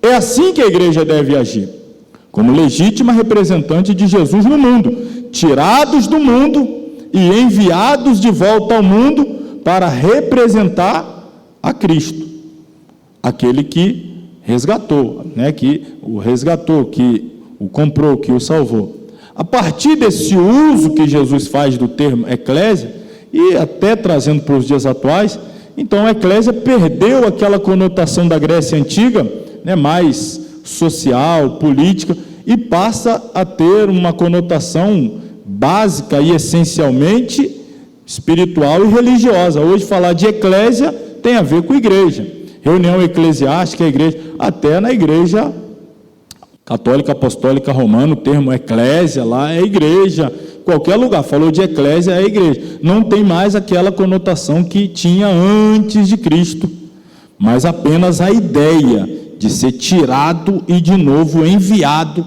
levando as respostas, representando aquele que resgatou. Então, isso é ser igreja, ser comprado, resgatado, enchido e enviado. Eclésia é sempre empregada às pessoas e também identifica as reuniões destas pessoas para adorar a Deus. Aí outro detalhe, quando a gente fala de igreja, quando Jesus falou da igreja, ele nunca falou de um edifício físico, apesar de eu ter usado o termo eu edificarei, mas ele sempre pensou em pessoas. Mas com o passar do tempo, infelizmente, a gente, quando pensa em igreja, a gente pensa no templo. A gente fala, eu fui à igreja, eu vim da igreja, você convida, vamos lá na igreja. Você passa a chamar o templo de igreja, e não mais as pessoas. Mas para Jesus, as pessoas são a igreja. Você pode dizer, a igreja se reúne nesse templo, mas se houver um terremoto e derrubar esse templo, a igreja vai deixar de existir? Vai se reunir a céu aberto, aí debaixo da árvore. Usei o exemplo do terremoto, por exemplo, quando eu estive no Haiti em 2010, logo após o terremoto, o pessoal lá sequer queria pensar na ideia de se reunir de novo debaixo de uma edificação. Ele só queria se reunir agora a céu aberto, no máximo debaixo de lona, com medo de novos terremotos. Os templos caíram, a igreja continuou de pé. Os templos ruíram, vieram abaixo, a igreja continuou de pé. Então tem que fazer essa distinção. Se você pensar na história da igreja, como é que ela se originou? Ela se reuniu em templos? Não, em casas. Em períodos de extrema perseguição, ou em locais hoje ao longo do mundo, aí ao redor do mundo, melhor dizendo, que são perseguidas. Não tem um templo chamativo ali, né, um chamariz, não, se reúne nos lugares mais escondidos às vezes. Se você ler, por exemplo, o livro chamado As Catacumbas de Roma, você vai ficar até assustado. A igreja se reunia nos cemitérios. Sério. Era perseguido em todo lado. Para onde reunia, os perseguidores iam lá, acabavam com a reunião, prendia, matava. E aí era todo canto onde a igreja, as pessoas se reuniam. Aí eles pensaram, qual lugar que eles não vão vir nos perturbar? Acho que no cemitério não vão não. Eles iam lá para o cemitério, às vezes até para as catacumbas, de baixo mesmo, como hoje a gente vê aí os túneis subterrâneos lá, em lugares assim, a igreja se reunia lá. Estou até pensando em convocar uma vigília aí no cemitério, uma sexta-feira dessa aí, o que vocês acham? Para sentir um pouquinho do que a igreja de antigamente sentia? Aí quero ver, hein? A sexta-feira 13, vamos marcar uma vigília no cemitério aí, mas por que não? A igreja se reúne, irmão, e aí, como diz a letra do hino, né, quando a igreja se reúne, olha lá, hein? Então, nunca esqueça disso, a igreja são as pessoas. Jesus habita, o Espírito Santo habita na igreja, não é no templo. Se todo mundo for embora, o Espírito Santo não vai ficar aqui, você vai para casa vazio e o templo aqui vai ficar cheio do Espírito Santo. Por que é bom a gente ter sempre essa conotação? Que é bíblica, que é a correta. Porque se você não tiver essa ideia correta, bíblica, aí acontece o que a gente vê, as pessoas têm o templo como lugar sagrado e todos os outros lugares, não, lá fora eu posso fazer o que eu quiser, na minha casa eu posso, não, mas quando eu entrar aqui na igreja não, aqui não. Mas lá fora não, lá fora eu posso ser o que eu for, fazer o que eu for, mas aqui dentro não. A gente sacraliza o templo e profana o templo do Espírito Santo. A gente transforma aqui parede, tijolo, tinta, concreto em santo, e a gente profana aqui a habitação do Espírito Santo. Aliás, foi justamente por causa desse pecado que Deus permitiu a destruição do templo de Jerusalém. O templo do Senhor, o templo, mas eles praticavam os piores pecados. Não, mas o templo. Aí então Babilônio, entra aí e derruba esse templo aí. E depois Jesus profetizou, vocês estão de novo com essa história com o templo? Então eu vou profetizar, não vai ficar pedra sobre pedra, vai derrubar de novo. O templo pode ser derrubado. Agora, a nossa vida, o nosso templo, esse aqui, tem que ser santo em qualquer lugar. Se a gente reunir, vamos fazer um batismo lá no Rio, no céu, a igreja está lá.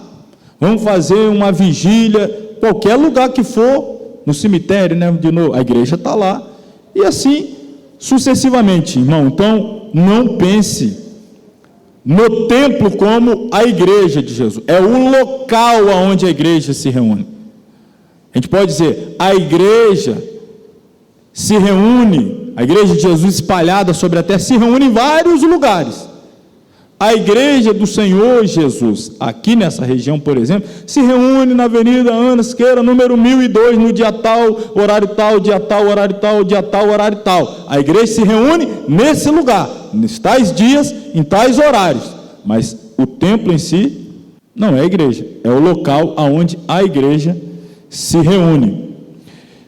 Voltando, o termo corresponde à eclésia, ou correspondente à eclésia, que é grego, seria lá no hebraico o termo Kaal, reportando-se à congregação do povo de Israel, constituído para adorá-lo em meio às nações pagãs. Então, no Antigo Testamento, a mesma coisa Deus fez em relação a Israel. Deus escolheu um povo a partir de Abraão, ele escolhe uma escolha soberana. De Abraão, ele faz uma nação, Isaac, Jacó, as 12 tribos, uma nação, seleciona esse povo, tira para ser o seu representante em meio aos povos, ser luz para os povos ao redor, ser ali o sal da terra, a luz do mundo, enfim, aí dá leis, dá princípios, etc., dá profeta, dá sacerdote, dá reis. A gente sabe tudo isso que Deus deu a Israel para ser o representante de Deus em meio a todas aquelas nações ao redor. Só que Israel, nós também conhecemos a história pela Bíblia.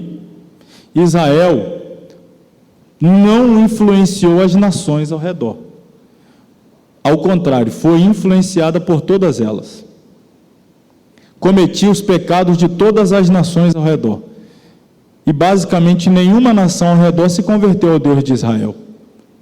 E muitas vezes Israel deixava de servir ao Senhor para servir ao Deus dos filisteus, dos amorreus, dos moabitas, dos midianitas.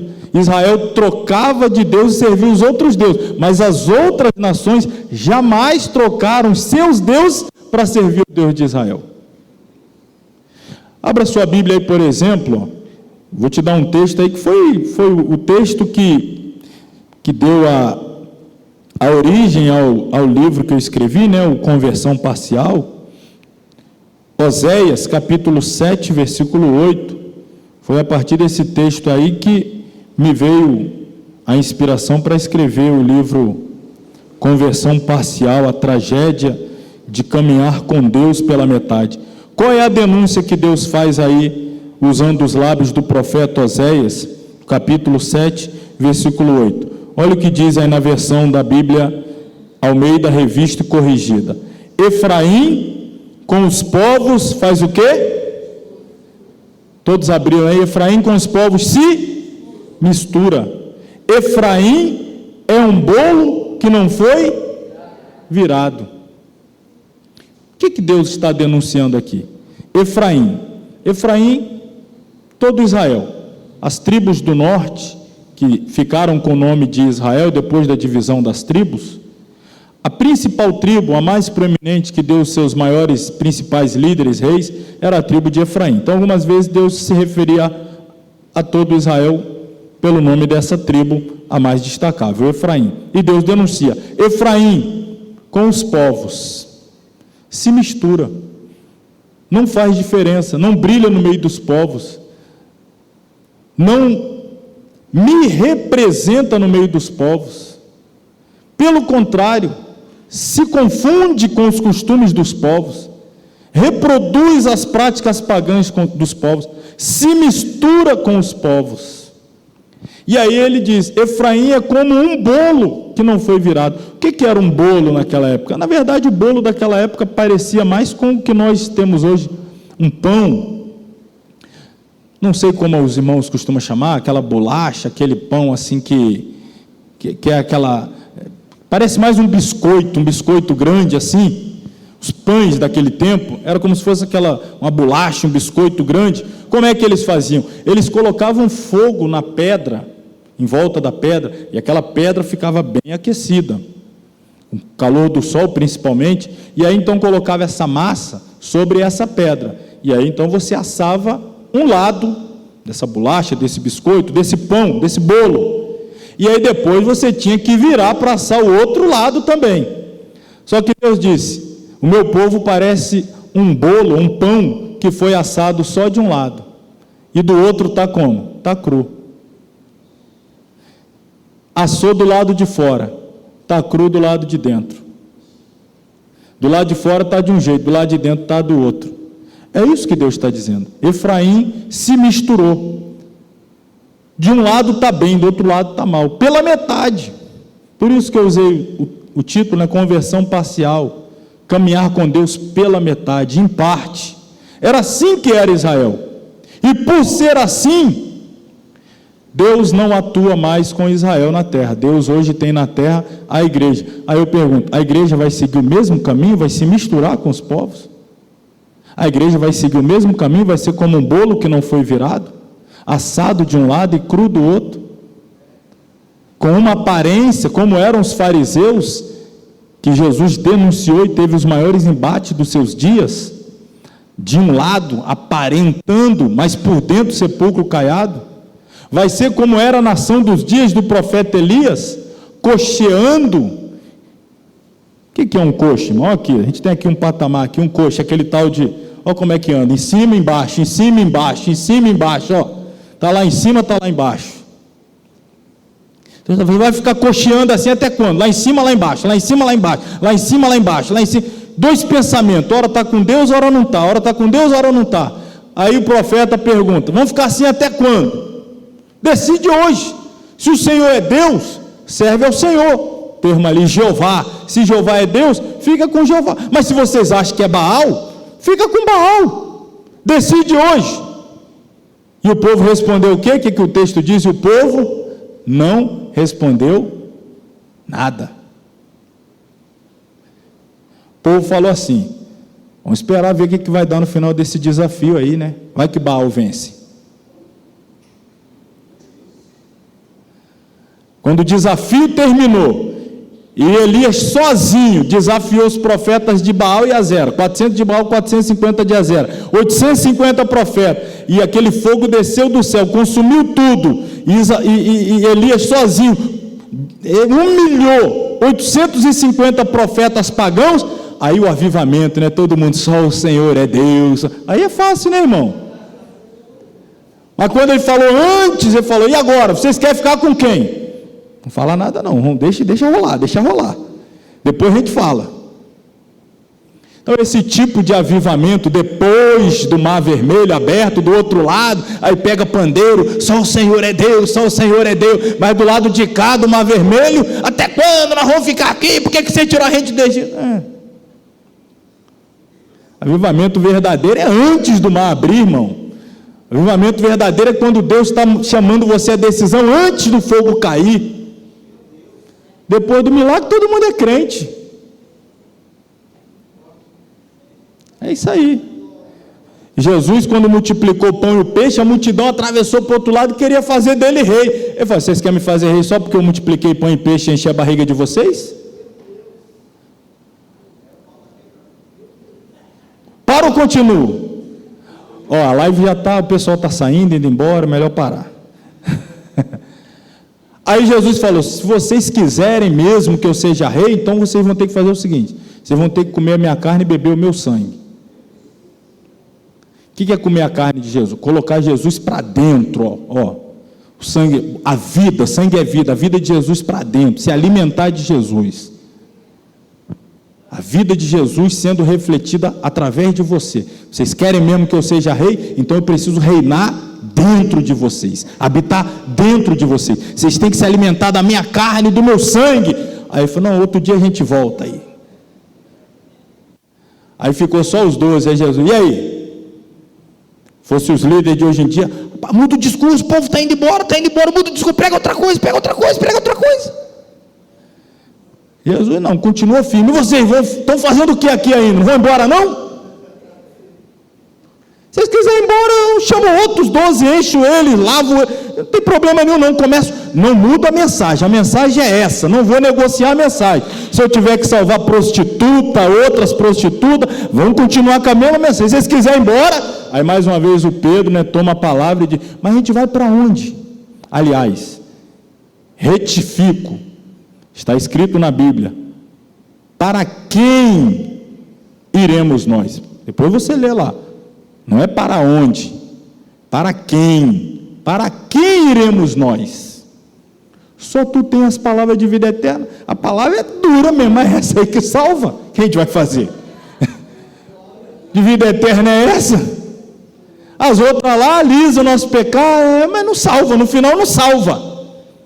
Promete carro, casa, vida boa, blá, blá, blá, mas no final das contas não tem vida eterna. A de vida eterna é essa aí mesmo. Então não tem para quem a gente ir. Só o Senhor tem as palavras de vida eterna. Então, irmãos, não podemos permitir seguir os caminhos que Israel seguiu, o da mistura.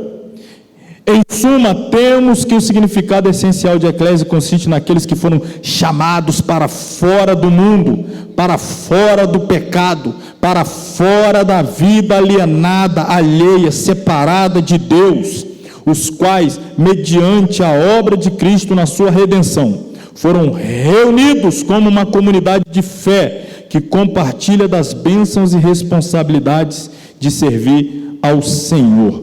Então dá uma olhada aí, é o que eu estava falando. A doutrina evangélica ensina que a igreja pode existir independentemente de ter ou não uma forma vista pelos homens, pois ela é tanto visível, aqui está a igreja visível, mas ao mesmo tempo ela é invisível. Como assim? Nós não sabemos quem são os verdadeiros membros da igreja. A invisível, aquela formada por pessoas compradas pelo sangue, ela está espalhada aí pelo mundo.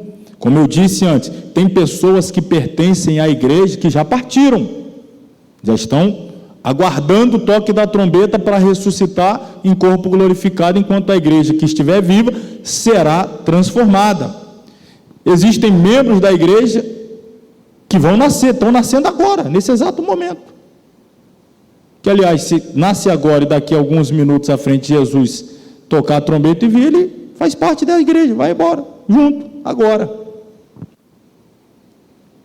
A gente não sabe quem é, Jesus sabe. E a igreja visível? A igreja visível, é aquela que a gente vê, é a que tem CNPJ, é a que tem placa denominacional. Então, existem pessoas, deixa eu colocar aqui, a igreja invisível se compõe de todos os que estão unidos a Cristo. Não é uma organização externa, mas um organismo eterno.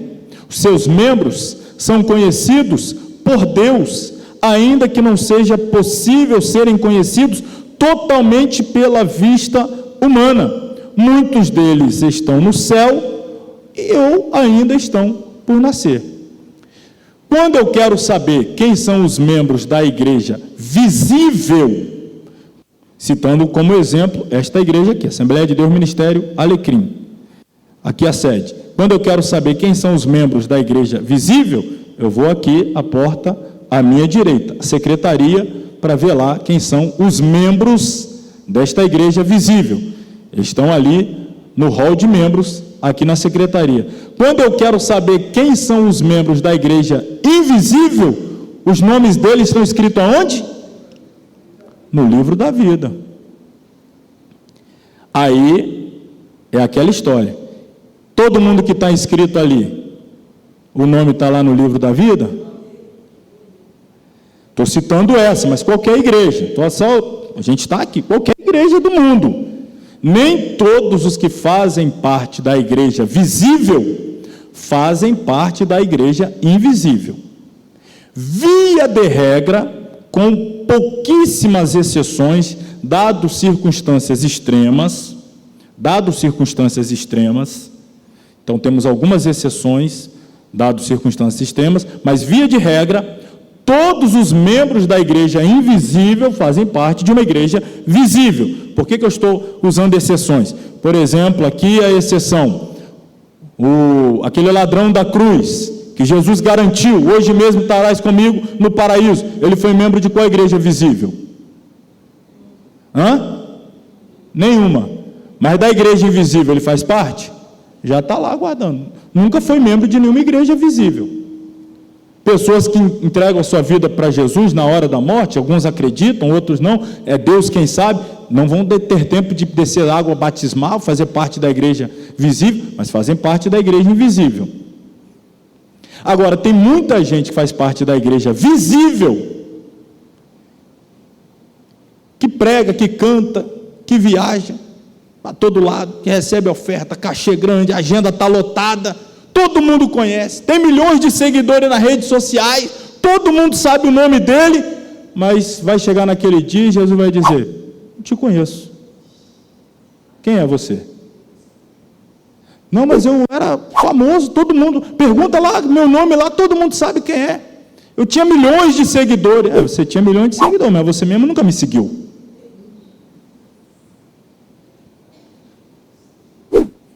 A Bíblia diz ou não diz que isso vai acontecer? Eu que estou inventando aqui agora. Não, eu vou provar para o Senhor, em teu nome eu fiz milagre, eu curei, ressuscitei morto, mas eu não te conheço. O texto diz exatamente isso: não te conheço, não faço a mínima ideia de quem você é. Você está aí dizendo que tinha milhões, eu não tenho a mínima ideia de quem seja você. É claro, no sentido figurado aqui, Jesus sabe de todas as coisas, mas estou dizendo, você nunca fez parte da minha igreja, seu nome nunca constou aqui no livro da vida, nunca esteve arrolado aqui entre os salvos, não sei quem é você. Agora, tem muita gente aqui na igreja, visível, terrena, que eu não faço a mínima ideia do nome dele e dela, você também não.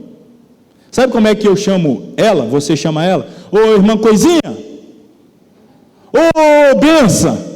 Você não tem a mínima ideia do nome dela, você não faz a mínima ideia do nome dele. Ô abençoado, ô varão de Deus, você nem sabe o nome dele,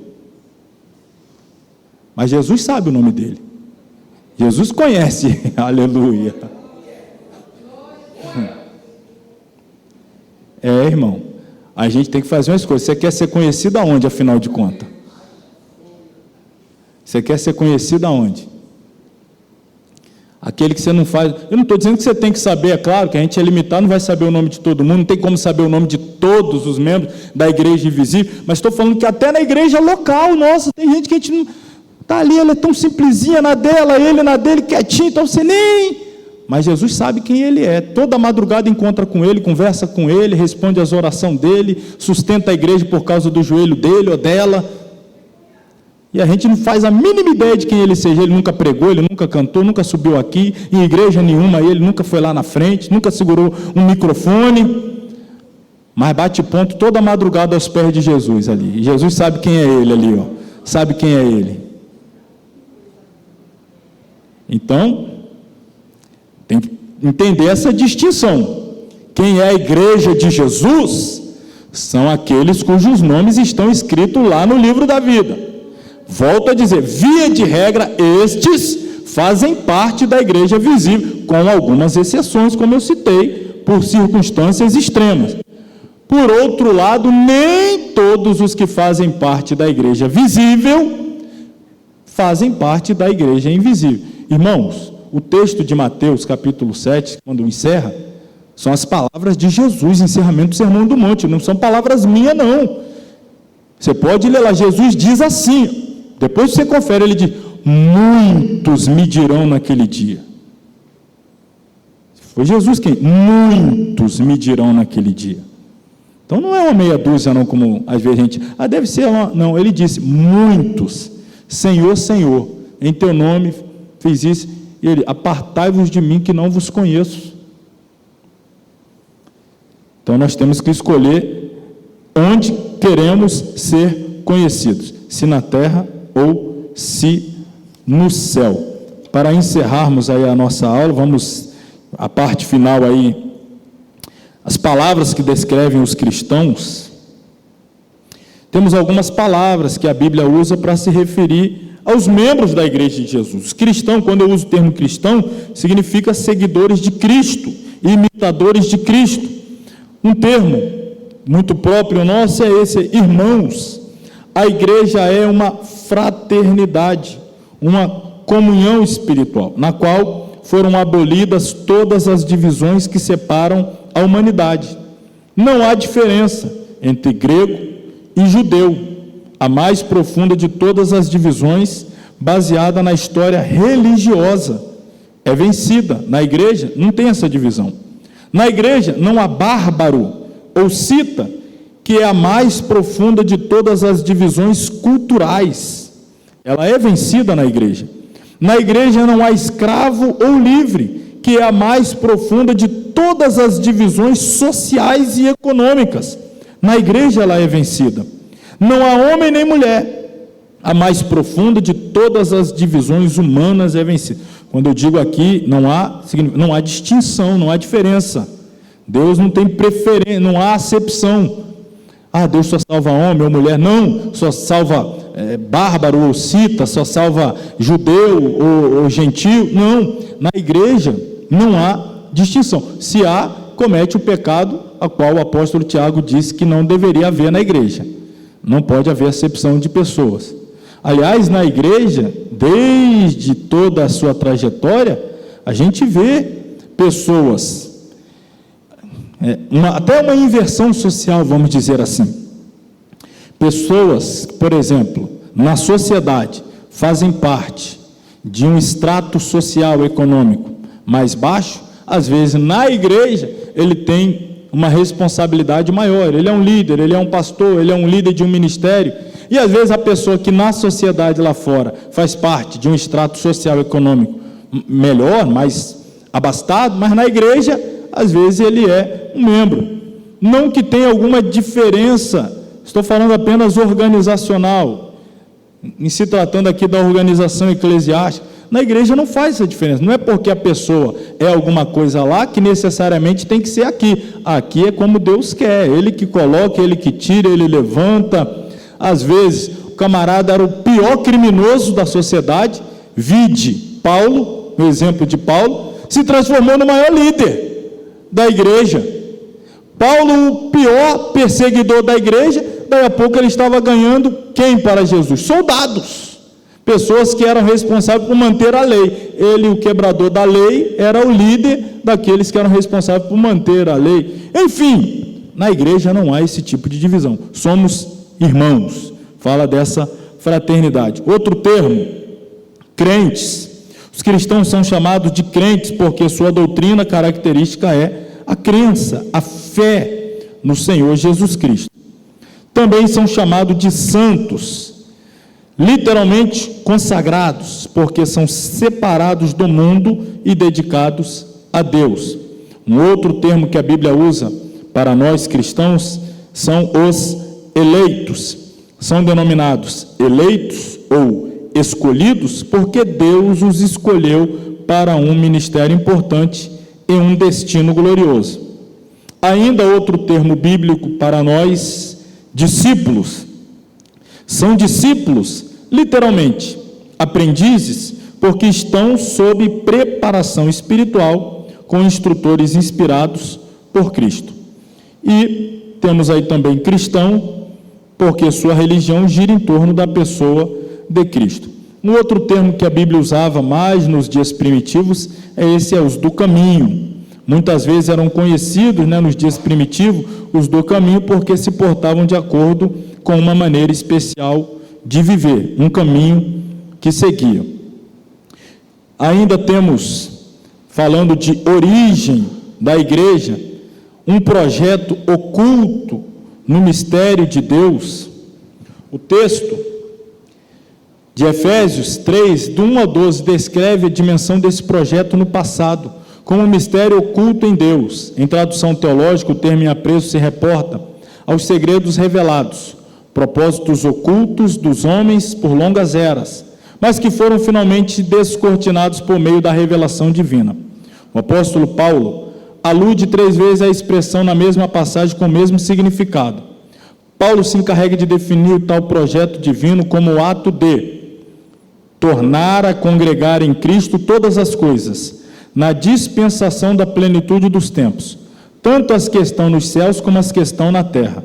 E conclui o seu raciocínio afirmando tratar-se também dos gentios como co-herdeiros e de um mesmo corpo e participantes da promessa de Cristo pelo Evangelho. O termo em questão implica que Deus estabeleceu desde a eternidade, um projeto cujo ápice na história só terá sentido mediante a encarnação do Verbo, já ocorrido no passado, estabelecendo o divisor entre o antigo e o novo pacto, bem como as bases para a ação presente da igreja.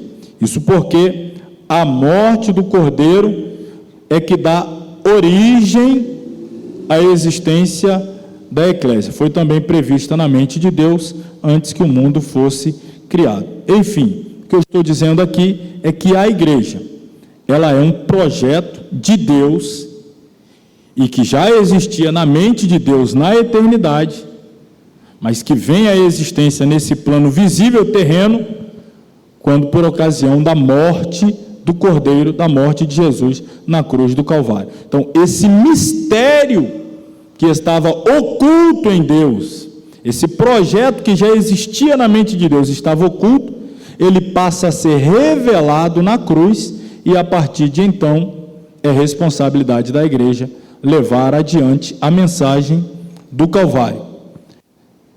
Ainda falando da igreja, ela é um projeto de Deus, que a partir do Calvário passa a ser revelado aos homens. A igreja veio à existência na plenitude dos tempos, no momento exato determinado por Deus. A sobrenatural humanização do Verbo, também na plenitude dos tempos, constitui-se no início da revelação desse glorioso mistério ao mundo. Ali, o Emanuel, palavra essa que significa Deus conosco, o Deus irmanado conosco, começou a transpor-se. Ele sai da mente de Deus para entrar na realidade humana, posto que, em Cristo, todos quantos o recebem, quer judeus, quer gentios, formam um só corpo mediante a promessa do Evangelho. Toda a concepção divina para a redenção humana passa por Jesus, a pedra angular do projeto de Deus. A eclésia em relação ao mundo. Ela, consequentemente, não pode ser dissociada de Cristo, nem este dela. É a sua humanização que cria a igreja e a torna depositária da revelação do mistério de Deus. Assim como no Antigo Testamento existiu a congregação do povo de Israel para receber o conhecimento de sua revelação, e a partir desse conhecimento, viver uma vida separada, a fim de revelar este Deus às nações pagãs, de igual modo a igreja dá continuidade ao plano divino na atualidade. Então, essa comparação aqui, que eu estou fazendo. No Antigo Testamento, Israel é descrito na Bíblia como uma igreja no sentido de ser uma nação, chamada dentre as outras nações para ser o povo formado de servos de Deus. Então, Israel era a congregação, ou a igreja de Jeová no Antigo Testamento. No Novo Testamento vem a revelação desse mistério. A partir de Cristo, a igreja passa a ser esse povo de Deus, formada de judeus e de gentios. No começo dela, a maioria judeus. Na atualidade, a esmagadora maioria gentios. Então, hoje, o povo de Deus na terra, que tem a responsabilidade de levar a mensagem de Deus, a revelação da salvação por intermédio de Cristo, é a igreja. Então, a igreja, ela é a responsável por revelar a salvação aos homens. A igreja ainda é um projeto com riquezas incompreensíveis. A gente não tem como mensurar as riquezas que Deus depositou na igreja, riquezas espirituais extraordinárias, poderosas. Como resultado direto do projeto de Deus, a igreja tem uma missão, qual seja de anunciar as riquezas incompreensíveis de Cristo. O termo vem do grego anexkiniastos. Você tem que decorar esse termo aí, tá? Você vai ter que escrever em grego, na prova lá, sem consultar. O que você achou disso aí? Que mistério é esse? Anexkiniastos. Significa as etapas de Deus na revelação de seu plano para o homem acerca das riquezas de sua graça em todas as eras. Essa palavra difícil aí significa que Deus vem se revelando em etapas. Anex kiniasto significa revelação passo a passo, etapa a etapa. Então, à medida que o tempo foi passando, Deus foi se revelando mais e mais. Eu brinquei aqui, viu, irmão? Ninguém vai ter que decorar isso aí, não. Essa palavra aí, tá? Apenas trazendo aqui a informação sobre o seu significado. A mensagem do Evangelho da Graça de Deus é universal, porque o seu alcance cobre desde o princípio da criação até a consumação final do propósito divino. Com isso concorda Alcebiades Pereira de Vasconcelos. Olha o que dizia o saudoso pastor Alcebiades Pereira de Vasconcelos: desde que Deus nos elegeu em Cristo para sermos salvos por Ele, antes da fundação do mundo, foi que surgiu o plano de Deus, a Igreja fiel. Portanto, todos os salvos, em todos os tempos da história humana, são membros da mesma Igreja, que inclui os nomes dos salvos que estão escritos no livro da vida do Cordeiro, que foi morto antes da fundação do mundo. O que eu estou querendo dizer, ou que o pastor Alcebiades Pereira de Vasconcelos quis dizer com isso? Ele quer dizer que em todas as épocas, a partir do Éden, Deus permitiu que o homem, através dos sacrifícios que apontavam para a cruz, tivessem acesso pela fé às riquezas da graça de Cristo. Eles olhavam ao longe a promessa que era ainda para o futuro. Nós e todos quantos vierem depois, até que o plano de Deus se complete, olhamos para o passado, pois a promessa já se realizou no Calvário e deu origem concreta à igreja.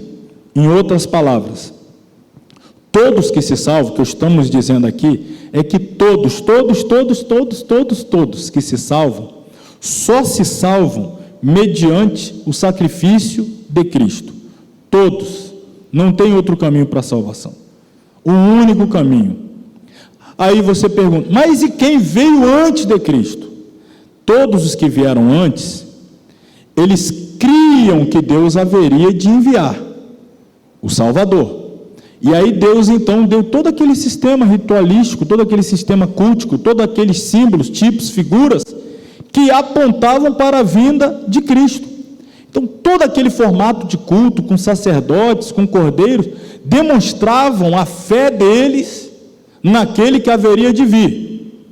Nós que estamos depois de Cristo, nós olhamos como que no retrovisor, para trás. Nós cremos que Deus já enviou o Salvador. Então quem estava antes de Cristo, a fé dele estava naquele que havia de vir. Nós que estamos depois de Cristo, a nossa fé está naquele que veio. Veio e voltará para nos buscar. Então, a cruz é o divisor d'águas. Antes de Cristo, era a fé no que havia de vir. Depois de Cristo, a fé naquele que veio.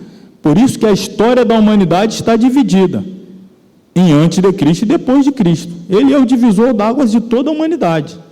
Nele se consuma o propósito de Deus para a salvação da humanidade. Desde o Éden, quando Deus sacrificou um animal para providenciar as vestes que vestiram Adão e Eva, possibilitando eles estar na presença de Deus. Ali já estava tipificado o Cordeiro que haveria de vir para salvar a humanidade.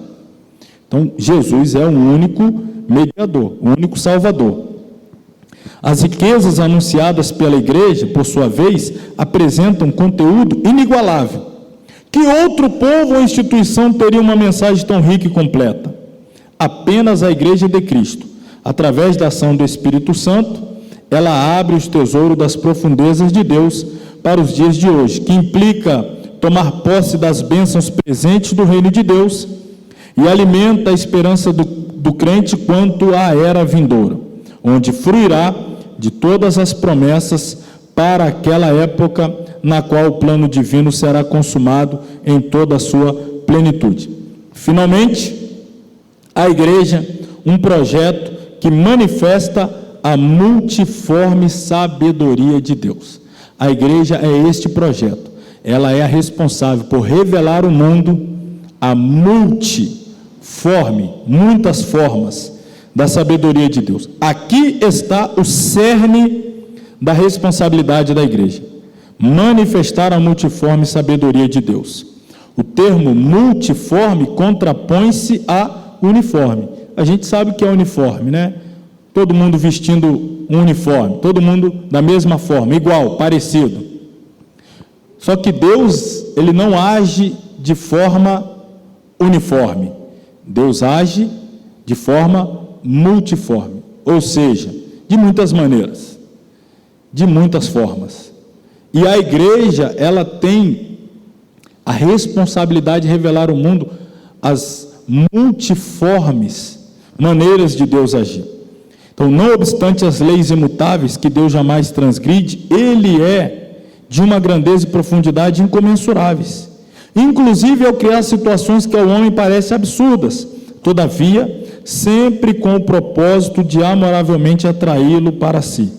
São as supostas, entre aspas, esquisitices de Deus. O que nós estamos chamando aí de, aspas, esquisitice de Deus? A jumenta que falou a Balaão, os corvos que alimentaram Elias junto ao Querite, o lodo feito de cuspe para Jesus, ou por Jesus, para curar um homem cego. Então, são muitas formas que Deus age. Usando esse último exemplo aqui, Jesus, uma vez, diante de um cego, o Bartimeu chegou diante de Jesus, e Jesus perguntou: o que você quer que eu te faça? Eu quero voltar a ver. Ver? Pronto, passou a ver. Esse outro cego em questão aqui, queria ver. Aí Jesus cospe na terra, faz lodo, passa no olho dele, manda ele lá no tanque de Siloé, se lavar e voltar. Por que não fez a mesma coisa lá que fez com Bartimeu? Ele não age de forma uniforme, ele age de forma multiforme. É por isso que nós não podemos usar como regra a forma como Deus agiu na minha vida. Irmão, Deus agiu na minha vida assim, então com todo mundo vai ter que ser assim. Deus me salvou, foi assim, então com todo mundo vai ter que ser assim. Quando Deus me chamou, foi assim. Quando Deus me batizou, foi assim. Deus age de muitas formas. A igreja, ela é responsável por revelar essa multiforme. Então Deus age de uma forma numa cidade, de outra forma na outra cidade, de uma forma no estado, de outra forma no outro país. Deus tem muitas formas, e a igreja, ela tem que estar preparada para ser essa depositária da multiforme sabedoria, poder, atuação de Deus através do seu Espírito para realizar a obra dele por toda a terra. Essa e outras experiências semelhantes sempre apontavam para algum propósito. Elas não tiveram caráter sensacionalista e não podem, por isso mesmo, constituir-se em regra ou doutrina para a igreja odierna. Ou seja, não serão necessariamente repetidas, pois tiveram finalidade específica. Até mesmo porque, se assim fosse, a sabedoria de Deus deixaria de ser uniforme. Vale aqui o princípio: a experiência é única, pessoal e intransferível, não podendo jamais sobrepor-se à palavra de Deus. No entanto, Deus não está limitado em sua forma de agir. Isso implica, por outro lado, uma igreja multiforme para uma sabedoria multiforme. Como projeto de Deus e parte do mistério agora revelado ao mundo, a eclésia precisa corresponder à expectativa divina e proclamar com igual criatividade a multiforme sabedoria de Deus. Não se trata de mudar a mensagem para ajustá-la ao modo de vida da sociedade. Não é isso. Mas sim seguir o exemplo do Mestre, que usou a multiforme sabedoria de Deus para alcançar todas as camadas da sociedade. Ou seja, Jesus nunca mudou a mensagem, nunca negociou a mensagem, mas ele sempre soube adaptar a mensagem ao público para o qual ele estava falando. Exemplo, se ele está pregando a um grupo de agricultores, a mensagem é simples: o semeador saiu a semear. Semeador, semente, entendi do que você está falando. Pois é, a semente caiu, o solo era ruim, não deu fruto. O que é isso? É o coração duro, é o coração preso às coisas dessa terra. Mas teve um solo bom, que a semente caiu e produziu. É aquele coração que se abriu. O semeador entendeu, ele entende disso daí. O outro já não entendia de semente. O outro já entendia de outra coisa, de construção civil. Aí ele vai falar que edificar a igreja, construir pedra sobre pedra e tal, a pedra de esquina. Outro entendia lá de cuidar de ovelha. Ele diz: você entende de cuidar de ovelha? Pois então, eu sou o bom pastor. O bom pastor é quem? É aquele que dá a vida pelas ovelhas. Em outras palavras, a mensagem nunca foi mudada, mas sempre foi adaptada ao público-alvo para que eles compreendessem bem a mensagem do Evangelho. A igreja tem que ser capaz de fazer isso. Ela tem que entregar a mensagem do Evangelho, mas sempre entendendo para quem ela está falando, para que a mensagem seja bem compreendida e óbvio, bem aceita por aquele grupo a quem ela está ministrando. Então, Jesus, que é o nosso exemplo, fez isso. Jesus tinha abordagens diferentes para pessoas diferentes. Ele nunca mudou a mensagem, mas sempre variou seus métodos. Hoje, então, nós encerramos aqui a primeira aula com essa introdução e o capítulo 1. Semana que vem, permitindo Deus, aqui estaremos para falar aí, o fundamento da igreja, a igreja, o reino de Deus, e, permitindo Deus, o próximo capítulo também.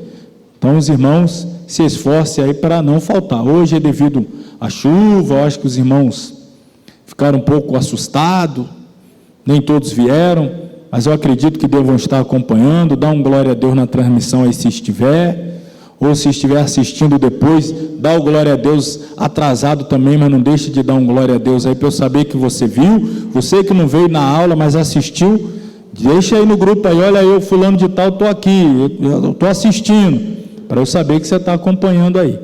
Mas você que não veio, vai perder a bênção que a gente vai ter aqui agora ao final da nossa oração, né?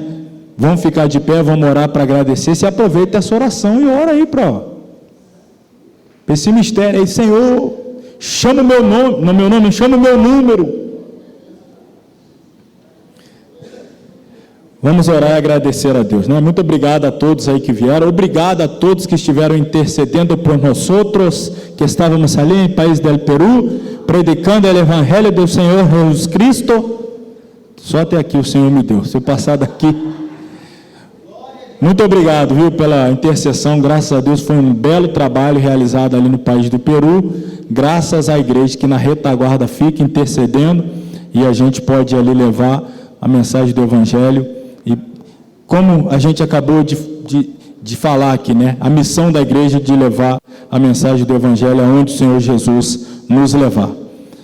Oremos. Senhor Deus e Pai, nessa noite mais uma vez te agradecemos pelo privilégio de termos passado aqui esses momentos ouvindo a Tua Palavra, aprendendo mais sobre nós, a Sua igreja, comprados pelo Senhor Jesus Cristo, cujo sangue foi derramado na cruz do Calvário para nos resgatar, nos redimir. Se aqui estamos, é porque somos parte desta igreja que nasce no Calvário e a partir de Pentecoste tem avançado e que ansiosamente aguarda o toque da trombeta para partir em direção às mansões celestiais. Muito obrigado, Senhor. Obrigado por até aqui o Senhor ter abençoado o nosso entendimento, iluminado a nossa mente para compreender a Tua Palavra. Que assim sigamos até o final dessa jornada do saber. Continue conosco, leva-nos em paz aos nossos lares, dê-nos um final de semana também repleto da Sua presença, que nós, a Sua igreja, que venhamos a nos reunir em qualquer parte, aqui ou em outras localidades, possamos ali Te adorar, Te servir, Te bendizer, levar a Tua mensagem por onde quer que passemos, para a glória do Teu nome. Assim nós rogamos a Ti, em nome de Jesus. E que o grande amor de Deus, a graça do Senhor Jesus Cristo e a comunhão do Espírito Santo seja com todos que amam e aguardam a volta de Jesus. E todos digam amém. Amém. Deus abençoe a todos. Até a próxima semana.